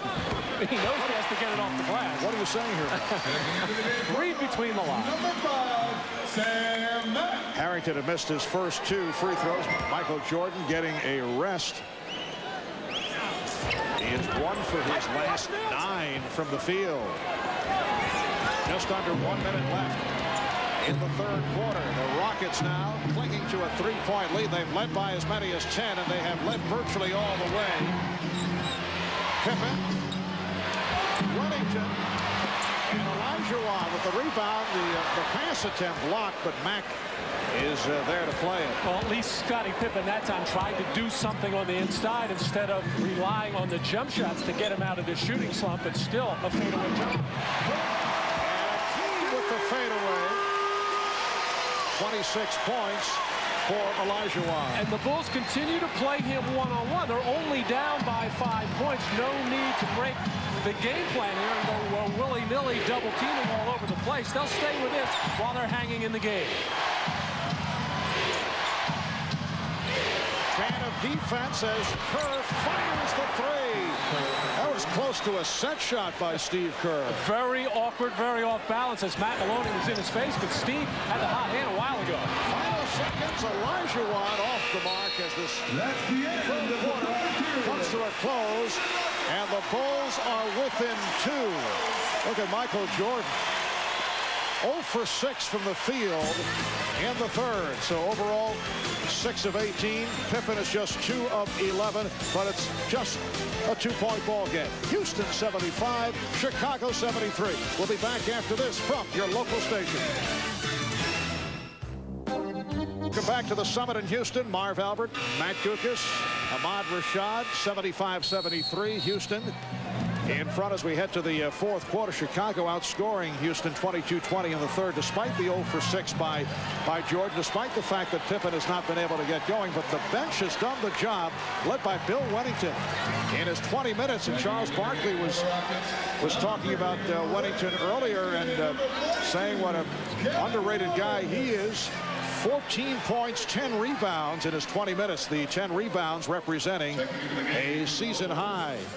And Steve Kerr with 11 points in that third quarter, 3 3-pointers and a breakaway layup as the Bulls needed some kind of punch from the perimeter with all 3, Kukoc, Jordan, and Pippen not shooting well at all from the outside. Longley up front now with Kukoc and Caffey. Jordan is back in Kerr at the guards. Longley from Jordan. And there you see the mistiming of Luke Longley, just not getting his feet set, not being very aggressive on the catch and the finish, and that has a lot to do with being out for 7 weeks. This is the rookie Livingston. Played well the other night against the Mavericks. Not able to get much time today because Matt Maloney has done the job. He's been hitting the 3-point shot. Tony Kukoc has also been off, and a foul is called. Foul on number 5, Sam Foul on Sam Mack. Mack called for his first team foul. Well, there's that bench scoring, getting it from Wennington, Kerr, and Randy Brown. Normally, Tony Kukoc would be coming off the bench with Rodman starting, but he's not here. And Michael Jordan drills the jump shot. Kevin Willis in a heated conversation. Who's he pointing at, Matt? Very upset. That last one was just pointing skyward. I don't know what that meant. Harrington. He has 7 points. Rockets lead 77-75. Willis continues the conversation with the official, Mike Mathis. It's a 2-on-1. Drexler going at Kerr, trying to draw the foul. No call. Well, Steve tried to take one in the middle of the third quarter and didn't get it. This one, according to referee Greg Willard, he felt Steve just flopped on the play. I think a good non-call by Willard. Kerr for 3. And Drexler rebound. This crowd has really been into it right throughout. Offensive foul. 1 count. That's the second time that Drexler's been called for a charge. Well, you know, first of all, Steve Kerr trying to step in there and take it. Knows he's overmatched by Drexler. Just leaned in, fell back. Good non-call. But this one is very shaky, and it might just have something to do with the fact that Michael Jordan was the man involved. Michael did not have his feet set, was not standing flat, and Drexler knows it, the crowd knows it, and that time Greg Willard missed it. We have had only 1 lead change in the game today. Early on, Chicago led 9-8. Long lead. It brings the Bulls within 2. Bulls were able to tie the Rockets at 75 apiece the first minute of this fourth quarter, but Houston has had the lead virtually all the way. And they now lead by 2. Mack giving it up to Harrington. And the foul is called. It is against Chicago. Timeout taken. 9:22 left, fourth quarter. Heat. It's a classic moment of the NBA at 50. Well, tonight we'll look at the career of Elvin Hayes. For 16 seasons, the Big E made his NBA presence felt. Averaged 21 points, over 12 rebounds a game. Missed only 9 games, playing nearly 55,000 minutes with a combination of finesse, power, and agility. The 1990 Hall of Fame inductee played for the Rockets and the Bullets, a member of the champion Washington Bullets of 77-78. There's the Big E looking on, along with Calvin Murphy to his right.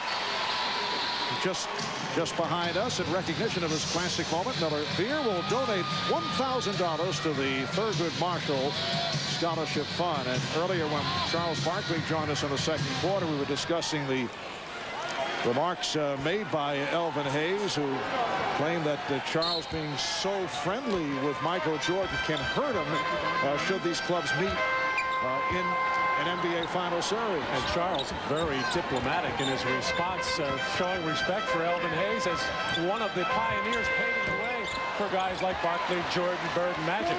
Rockets 79 of the Bulls 77. 3 minutes in, fourth quarter. Good save by Drexler. Drexler putting moves on Jordan. Clyde with 14, and the Rockets lead 81-77. Well, to this point, Marv, the Rockets have answered any question about coming out and playing with that fire in the belly. They have been into it all the way, and so is this crowd. Here's Jordan. Yes. And Michael Jordan showing some signs after the drought, the 0 for 6. In the third quarter, Jordan now has 23. It's a 2-point Houston lead. Rockets at 30-9. At one point in mid-December, they had a record of 21-2. They lost 4 straight over one stretch. Kevin Willis has had a solid game, 18 points. Since the 21-2 start, they've gone 9-7. They had that rough stretch when they played 4 games in 5 nights, including the loss to the Bulls last weekend in Chicago. And they lost some very poor games here at home against much weaker teams as they were not ready to play. Jordan firing up a 3 on the back tap, able to recapture. Kukoc, wild shot by Tony Kukoc. Save by Kukoc. Knocked out of bounds. Nice touch by Willis. Rockets.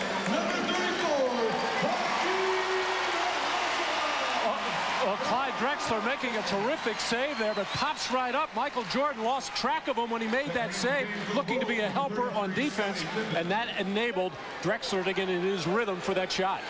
Randy Brown is back, as is Scottie Pippen.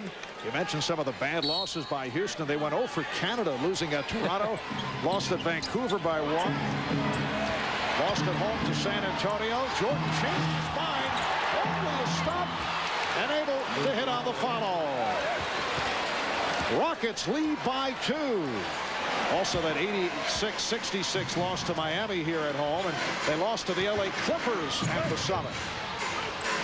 Here's Mack, 3, air ball. Back comes Brown.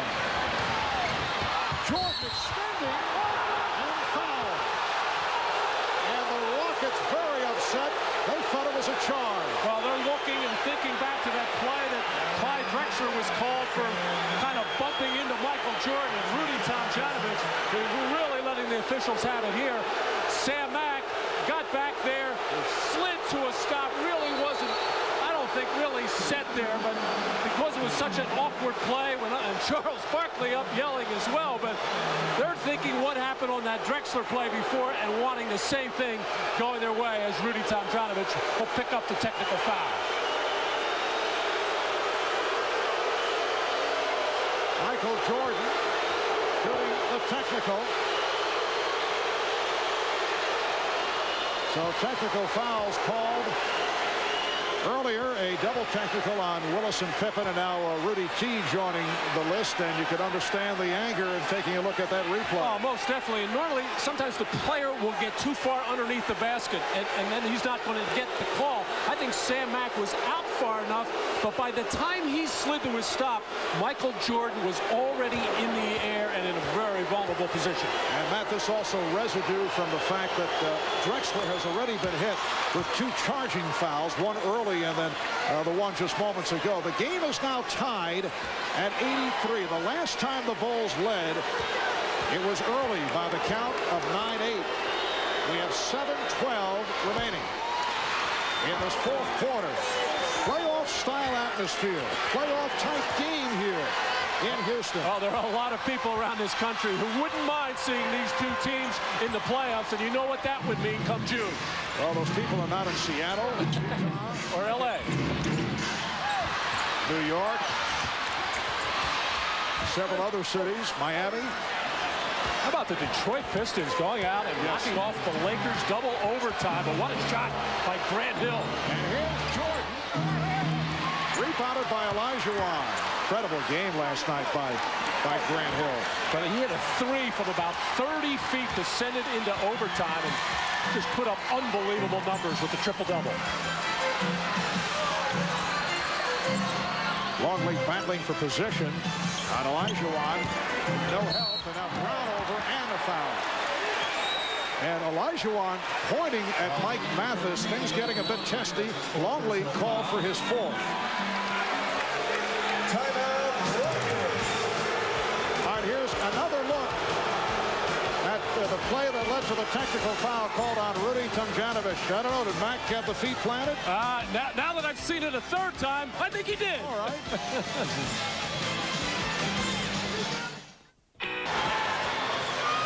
All right, back in Houston, moments ago during the course of the timeout, we overheard this conversation between Scottie Pippen and Luke Longley.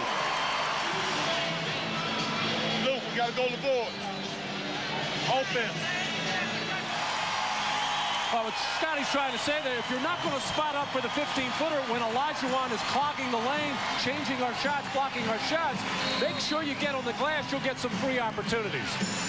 Well, the Bulls with an 84-83 lead on the Rockets as we come up on 6 minutes remaining in the 4th quarter. Livingston had too much on it, deflected out. The officials checking with each other. Mike Mathis had the better view from the outside. He's saying last touch by Chicago. And the Bulls starting to come down and double team now, coming off Randy Livingston, who has hit a couple of three-pointers in the last couple games for the Rockets, but not known as a three-point shooter. One of the reasons why Matt Maloney is coming back into the ballgame, so they won't be so eager to go leave and double team Olajuwon inside. Maloney is back in the backcourt with Drexler, Olajuwon up front with Willis and Elliott. And Aruchin is called. Team Olajuwon is fouled by Randy Brown. That's his second personal foul. It is the third. Well, a look ahead at next week. We have a doubleheader coming up, starting with showtime at 12 noon Eastern. And then the Twin Bill, the Miami Heat, and the New York Knicks in Game 1. That'll get going at 12:30 Eastern time, and will be on hand in Seattle as the Los Angeles Lakers take on the Seattle Supersonics. That'll be next Sunday, right here on NBC.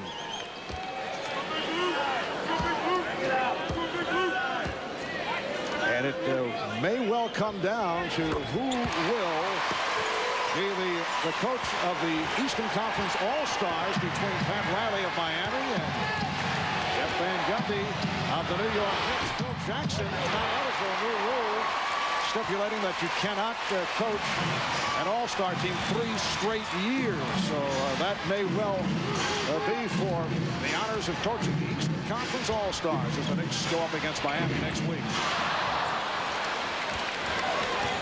1 point Houston lead with 5.5 remaining in the fourth quarter.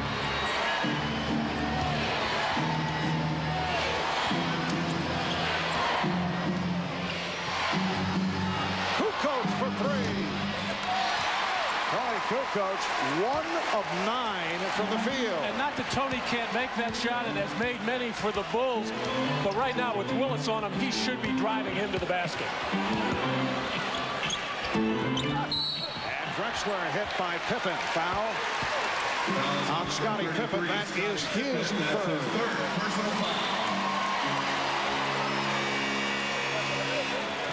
It is the fourth team foul. Also, Doug Collins in the mix when we talk about the battle for coaching honors for the Eastern Conference squad.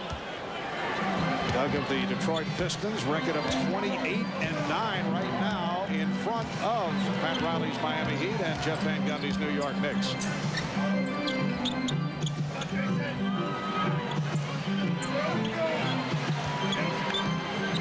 Here's the double on Olajuwon, and he's fouled. Foul is on number 35, Jason Caffey. That's his fifth. Foul committed by Caffey, his fifth. A look at the East All-Star voting. Well, the balloting has been completed.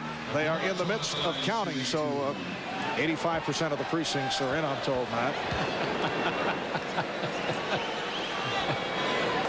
Olajuwon provides a 2-point Houston lead. A look at the West All-Star voting for the starters. Barkley and Kemp up front with Olajuwon, and Payton and Stockton leading the way. And the starting fives for the East and West will be announced next Sunday on NBA Showtime here on NBC. I don't think you can argue a lot with the starters on either the East or West. I know Latrell Sprewell's having a terrific season for the Golden State Warriors. The Warriors, however, are not winning a lot of games. Where all the controversy will come in is when the coaches vote for the rest of the guys. Again, the chant of defense from this capacity crowd at the Summit in Houston. Here's Jordan giving it up. Pippen for 3. Rebounded by Willis. Oh, the Bulls got a good opportunity there as Jordan's able to draw all the attention to himself, spotted Pippen wide open, who had it measured, and it's just not his day with the perimeter shot. Now Pippen is 2 of 13. Willis with the jump hook. Loves that shot. I was going to say that. That is his shot. and it is so difficult to start. Kevin Willis has very short arms for a guy 6'10", but he has such good technique on that jump hook. He loves that left block. You would almost prefer that he take the turnaround going to the baseline. He gave a little shake move there. He might have learned that from Akeem. Didn't really fool anybody. He was going to get his shot. 6-0 run by the Rockets. The bench loving it as they head to center court to greet Kevin Willis. Rockets lead by 5. Oh, that brother complained about Houston Rockets with an 89-84 lead on the Bulls. Just under 4 minutes to go in this fourth quarter, and Kevin Willis, one of the sparks, playing for the injured Charles Barkley, and has come through. Taking advantage of his opportunity, and he is playing with a bad back. He loves that jump hook from either block. Those reds are the ones made where, for the most part, Kevin has stayed in his comfort zone where he can score, but he also got a three, playing with a great deal of enthusiasm and energy and getting the crowd in as well. 20 points, 8 rebounds for Willis. Olajuwon, the high man, with 30. Jordan is 26, but has not shot well. Jordan for Longley. Won't count it. Travel. Michael has that look. Several times he's had the good dish for Luke Longley, and Luke has just not come through. As you mentioned, he's sat out for a long period of time. He's not in tip-top playing shape. He's not, and he's going against a formidable front line right now with Olajuwon and Kevin Willis. I don't think the Bulls will use it as an excuse, but they do miss Dennis Rodman in this ballgame and the things that he can give them. But, of course, that is countered by the absence of Barkley as Ellie knocks down the three. Rockets lead by 8 as we come up on 3 minutes remaining in the fourth. 9-0 run by Houston. What Rudy Tomjanovich has to love is the fact that the Bulls made a run, caught the Rockets, but the Rockets were able to react well. Most teams in this league will wilt under those conditions, but this is a very good Houston Rocket team, even with Charles Barkley in street clothes. 24-second violation. The Bulls have led 84-83. They were able to do it with the help of the bench because Pippen has been off. He's 2 of 13. Kukoc only 1 of 9, and Jordan has not shot well. But the Rockets able to hold on, showing poise, lead it by 8. Make it a 10-point lead. Akeem Olajuwon has been unstoppable. Standing ovation for the Houston Rockets.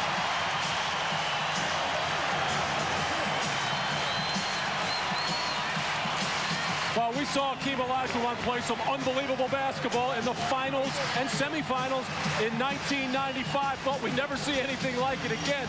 I think this is the closest Olajuwon has come to playing that well.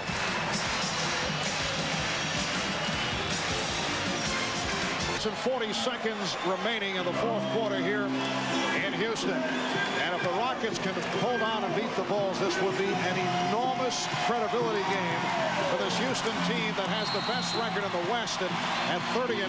But they were set back emotionally by the loss last Saturday in Chicago, and they wanted to prove something here today. Well, they had the excuse. It was the fourth game in 5 nights, and anytime you're playing the Bulls in a back-to-back situation in their building, you know you're in trouble. But this was a big pride game for Houston. Michael Jordan's numbers, 8 of 23 from the field, 26 points. The Bulls have still gotten a lot of offensive rebounds, mainly because they missed so many shots, but we're talking about the absence of Rodman. Rodman does so many other things today.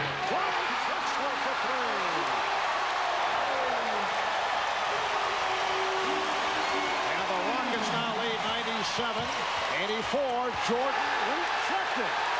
Blocked by Olajuwon. Rockets are 9 of 18 from three-point range. Olajuwon stripped, recovered by Ellie.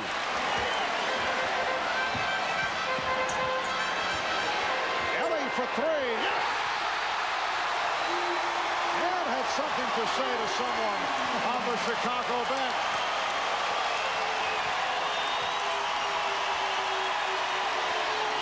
for three. Kukoc. 1:15 remaining in this fourth quarter. A 17-0 run by the Rockets. They were trailing 84-83. They have unleashed 17 straight points. Drexler's strength.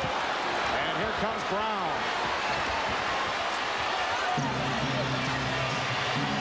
Jordan with a three-point attack. One of those days for Michael Jordan, Scottie Pippen, Tony Kukoc. Well, the Bulls just letting the three-pointers fly from Mario Elie. But Elie told us yesterday, Keene said to him and his teammates, bring him to me in the middle. I'll block him. I'll change him. He did it today with 5 block shots. 19 consecutive points. Brings back memories of the 72-73 season when the New York Knicks pulled off a similar streak against the Milwaukee Bucks. That's right. But this is just incredible. 19 unanswered. And here's Brown ending the run with 8 seconds to go. Chicago shooting only 36% from the field, and they are going wild. A rousing ovation for the Houston Rockets as time has run out. The Bulls had won 4 straight against the Rockets. For the Bulls, it's only their 5th loss of the season. The last loss was December the 26th in Atlanta. So they had won 9 in a row. And Houston joining Utah, Toronto, Atlanta, and Miami as a select few able to knock off the Chicago Bulls. While the Rockets go to 31-9, and they have won 7 of their last 8. Many heroes for the Rockets. Right at the top of the list, Kevin Willis, who provided a major lift, subbing for the injured Charles Barkley. He is with Ahmad. All right, thanks, Mark. Kevin, an exceptional game. You subbed for the injured Charles Barkley, but you playing with some injuries yourself. Yeah, man. The back strain, it was been kind of difficult for me for the last 2 or 3 days. But my adrenaline tonight was bumping. The night before when we played up in Dallas, they called me up and said, hey, Kev, can you think you come out and help us out? I said, sure. I was there. And tonight I got worked on earlier this afternoon, and it felt great. What about the confidence? You guys played with so much confidence throughout the game. Oh, no question about it. We knew with last game we played them. We played 4 games in 5 nights, and we were a little fatigued in the second half, and they came out and they made a run. They were at home. They're the defending champions. But we knew that once we come back home, regain our confidence, get a little rest, there'll be a different ball game. All right, congratulations on the game and the great performance. All right, back to you, Marv. All right, thanks, Ahmad. 20 points, 8 rebounds for Willis. Clyde Drexler had a triple-double, 17, 10, and 11. Hakeem Olajuwon, 30 points.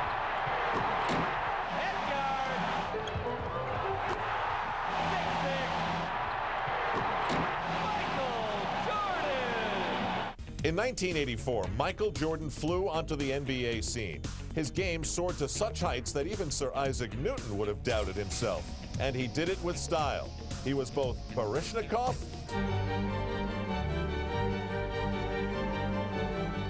and Hendricks.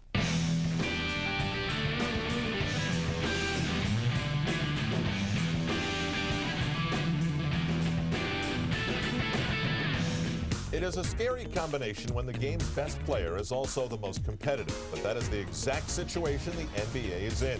Because for Michael Jordan, losing is not an option. Not since Bill Russell's Celtics has one player and one franchise dominated the sport like Jordan's Chicago Bulls. They have won 4 championships in the last 6 years, and the 2 times they didn't win, Jordan was trying to hit a curveball in one and was a late season addition in the other. When the history of the NBA is written, Michael Jordan will be considered the most influential man to play the game. The league has soared to new popularity on his coattails as his celebrity transcends sports. Arenas that were once half-filled have been replaced by shopping malls with luxury boxes. Starting lineups that once consisted of 5 names being read over a PA system now require a laser show. Michael Jordan brought an electricity to the NBA that has yet to be stopped. See the very best of Michael Jordan and celebrate the NBA at 50 this season on Classic Sports Network. what greatness is all about. There's your Bulls points thus far. Jordan 29% with his 16 points. The supporting cast has stepped up. At least they did in the first half. Actually, the last field goal attempt that Michael Jordan got credit for, because you don't get a field goal attempt if you're fouled and the shot does not go in, was with 40 seconds left in the first quarter. He picked up 3 points in the second quarter from the foul line. And Jordan gets right back to it. The Bulls lead by 7. 18 points for Michael Jordan to lead Chicago. 13 for Scottie Pippen. B.J. Armstrong has 10. And Marley Hyman with 15 for Phoenix. Charles Barkley with 10, only 2 of 7 from the field. Here's Dumas, and he is fouled. Excellent pass that time by Tom Chambers. He started to take the ball to the basket. He saw Chicago step up and rotate. He made the next pass on the swing. Horace Grant called for number 4. 4 fouls on Grant, who has been quiet for the second straight game. Pippen steps up as Grant comes over. He tries to avoid the contact, but it's too late. Paul Westphal starting Tom Chambers instead of Mark West. West picking up his 4th foul in the latter stage of the second quarter, so it is Chambers, Dumas, and Barkley on the front line with Johnson and Marley in the backcourt. Now Scott Williams replaces Horace Grant. The Bulls very fortunate with Grant again being ineffective that Scott Williams has had a good one. Horace Grant, you saw looking over at the coaching staff, kind of with this puzzled look on his face, as if to say, what are you doing taking me out this early? John Bach, the assistant, leaned over, held up 4 fingers and said, Horace, you've got 4 fouls on you. He needs you at the end of the game. Jordan. Rebound, Barkley. Phoenix trailing by 5. Barkley called for a foul. Offensive foul. And that is 4 on Barkley. Scott Williams caught in transition, tries to get over in front of him. The feeling is that Barkley initiated the contact by dipping the left shoulder. Charles can't believe it. I wanted to travel on Cartwright. Scottie Pippen line drives it home. And the Bulls now lead by 7. Here's a tough decision now for Paul Westphal. Do you leave Charles Barkley in? Remember, he just told Hannah Storm that Charles is going to have a big offensive half, which meant they wanted to go to him. Now, picking up his 4th, he's going to leave him on the floor for the moment, but I don't know how long he can go with Charles. Scott Williams called for the foul. And Tom Chambers will head to the line. So that's 3 on Williams. Chambers 2 for 2 from the line. As a coach, what you're saying is, if I knew we could hang around without Charles on the floor, we buy some time. We take him out, we bring someone in off the bench, Oliver Miller, whoever it might be, to do the job, and then bring Charles back later on in the quarter or for the entire 4th quarter. But there's no guarantee. A team like Chicago could open it up quickly. You never catch back up again against their defense. So the feeling, by Paul, go with them. They need this win. And let's see how Paul Westphal plays it. On the defensive end, Barkley has been matched with Cartwright, and the Bulls trying to get it to Cartwright. And now Charles picks up on Pippen. That's a 3-point attack. Williams with the rebound.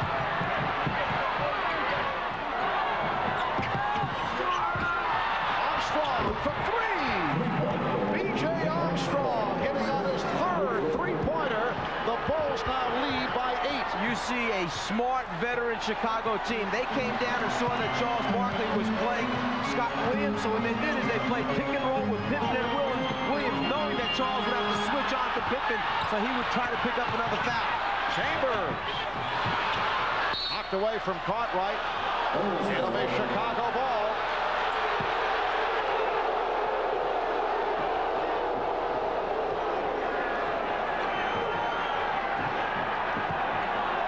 The Bulls 63, the Suns 55. And now Barkley guarding Williams, who is not an offensive threat. Jordan trying for 3-pointer.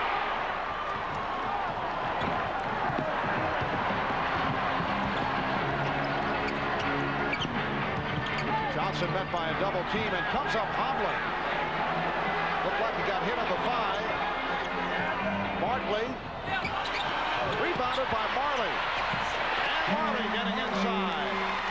Chicago leads by 6. 17 points for Marley. 3 minutes gone by in the third. Scott Williams. I'm not so sure that's the shot that Phil Jackson wanted there out of Scott Williams. A little bit too excited right now. Chambers, yes. Tom Chambers continues to provide a lift for the Suns. The Bulls now lead by 4. 10 points with Chambers. Played only 1 minute in Game 5. 1 for 9 from the field in Game 4. Williams getting possession. Marley over to help. Shot clock at 4. The ball deflected out by the Suns. They are so concerned about B.J. Armstrong spotting up for a three-pointer. Richard Dumas, as soon as B.J. started to put it in the air, Dumas rotated out hard. B.J. takes the contact, knows he's going to get the foul call. And now Scott Williams lifted Trent Tucker, who has played well. Checking in 3 for 3 for Trent in the first half in his 6 minutes of play. Chicago going to the 3-guard set. That substitution of Scott Williams was just so that Phil could give him a little reminder that he wants them staying within the offense, execute, don't take hurried shots. Oh, beautiful move by Pippen. A post-up move by Scottie Pippen. The Bulls lead by 6. 17 points for Pippen. Tucker over, trying to steal it, but stepped down. You don't see Scottie Pippen post up a whole lot during the regular season, but he can be effective down there as well. He backs the rookie Richard Dumas down and then just shoots the layup off the glass. Matchup now is Trent Tucker guarding Dan Marley. Chambers! Well, Tom Chambers showing the entire repertoire, and he cuts it to a 4-point Chicago lead. You have to admire Tom Chambers for stepping up in a situation where they really need him. West with fouls, Barkley with fouls, Barkley not scoring a lot as B.J. Armstrong hits a jump shot. Chambers has come in and provided him with the offensive scoring. Dumas! Evan Johnson with the assist. 67-63, Chicago. Pippen. Rebound, Chambers. 5 minutes gone by in the third. Barkley getting position on Tucker, and a foul is called on Tucker. You're watching one of the NBA's top 50 games on Classic Sports.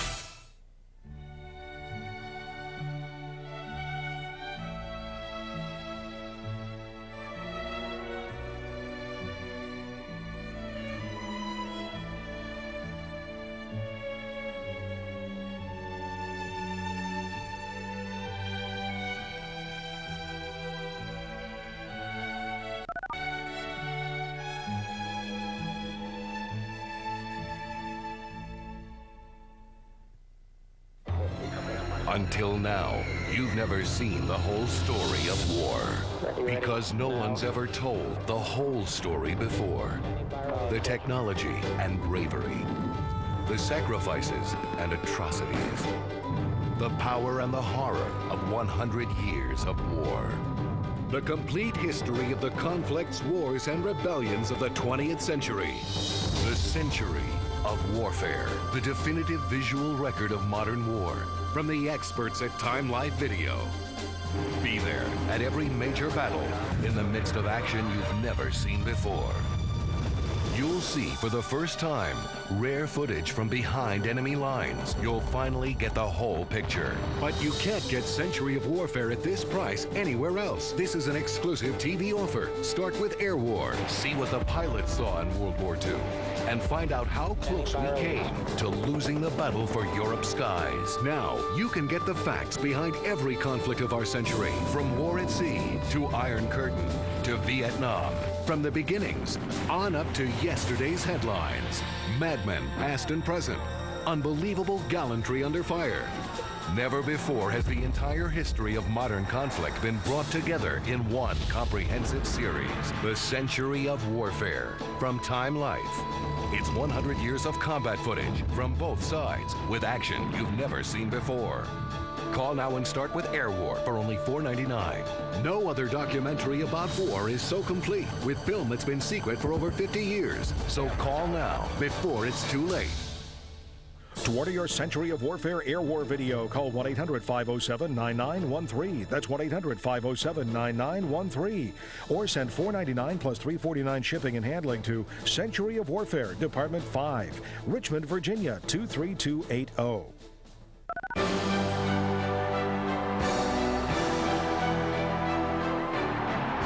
I'm Bill Bradley, and you're watching Classic Sports Network.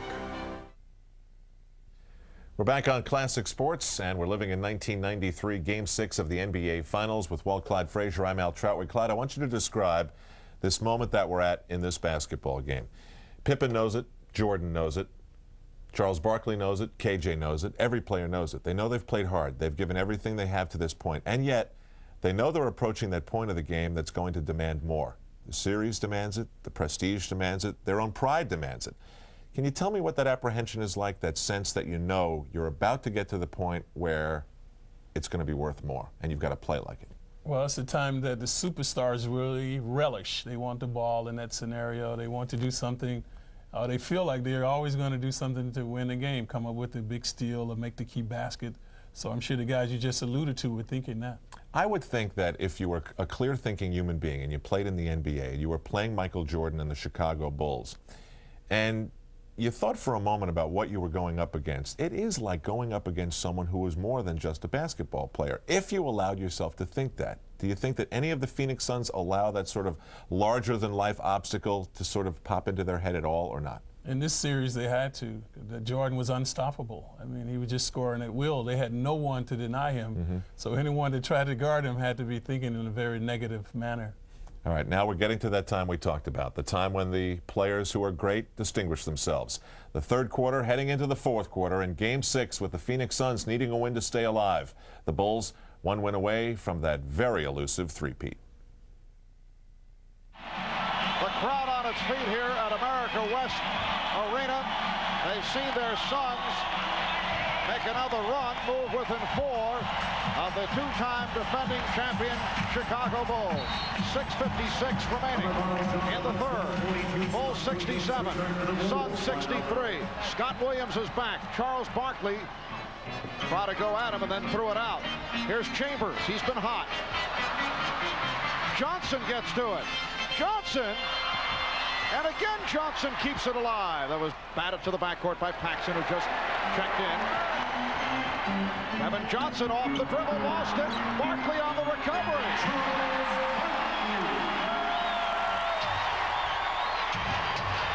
If you're saying to yourself, should Charles Barkley still be out there at this time, would you expect anything differently from Paul Westphal? They were down 0-2 against the Lakers, and he said, oh, no problem, we'll win the next 3. The man believes in his team. He believes in Barkley. It counts, and the foul. Pippen taking advantage of the mismatch on Johnson. Kevin Johnson tried to draw the charge, but it's called on Johnson. Almost a strip by BJ, but good fortune for Phoenix. It winds up in Charles's hands, who has the finish. Then they find the mismatch. KJ trying to play Pippen. KJ tries to pick up the offensive foul by falling down. He's not going to get it. Pippen goes to the line now for the free throw opportunity. Bulls by 4, and Mike, as we saw time and time again in the Bulls series against the Knicks, when Michael Jordan went quiet as he has, it has been Scottie Pippen who was able to add another dimension to his game, and Pippen has come through with a solid effort here tonight. Chambers open. Well, Tom Chambers set up beautifully the last couple of times down, but not able to convert. Paxson, yes, that's a three-pointer for John Paxson. And the Bulls 8 for 11 in the three-point department. John Paxson hit 4 from three-point range in Game 5. Chambers, he blew the stuff. Chicago leads by 7. Armstrong for 3. Oh, they are on fire from downtown. B.J. Armstrong putting on a show. 18 points for Armstrong. That's his 4th three-pointer. A double dose. This is the guy that used to start for Chicago and made so many big shots from behind the three-point line, John Paxson. This is the guy who has replaced him in the starting lineup, leads the NBA in three-point shooting. B.J. Armstrong, 2 different guys, same result. Chicago leads by 10. 5:18 left in the third.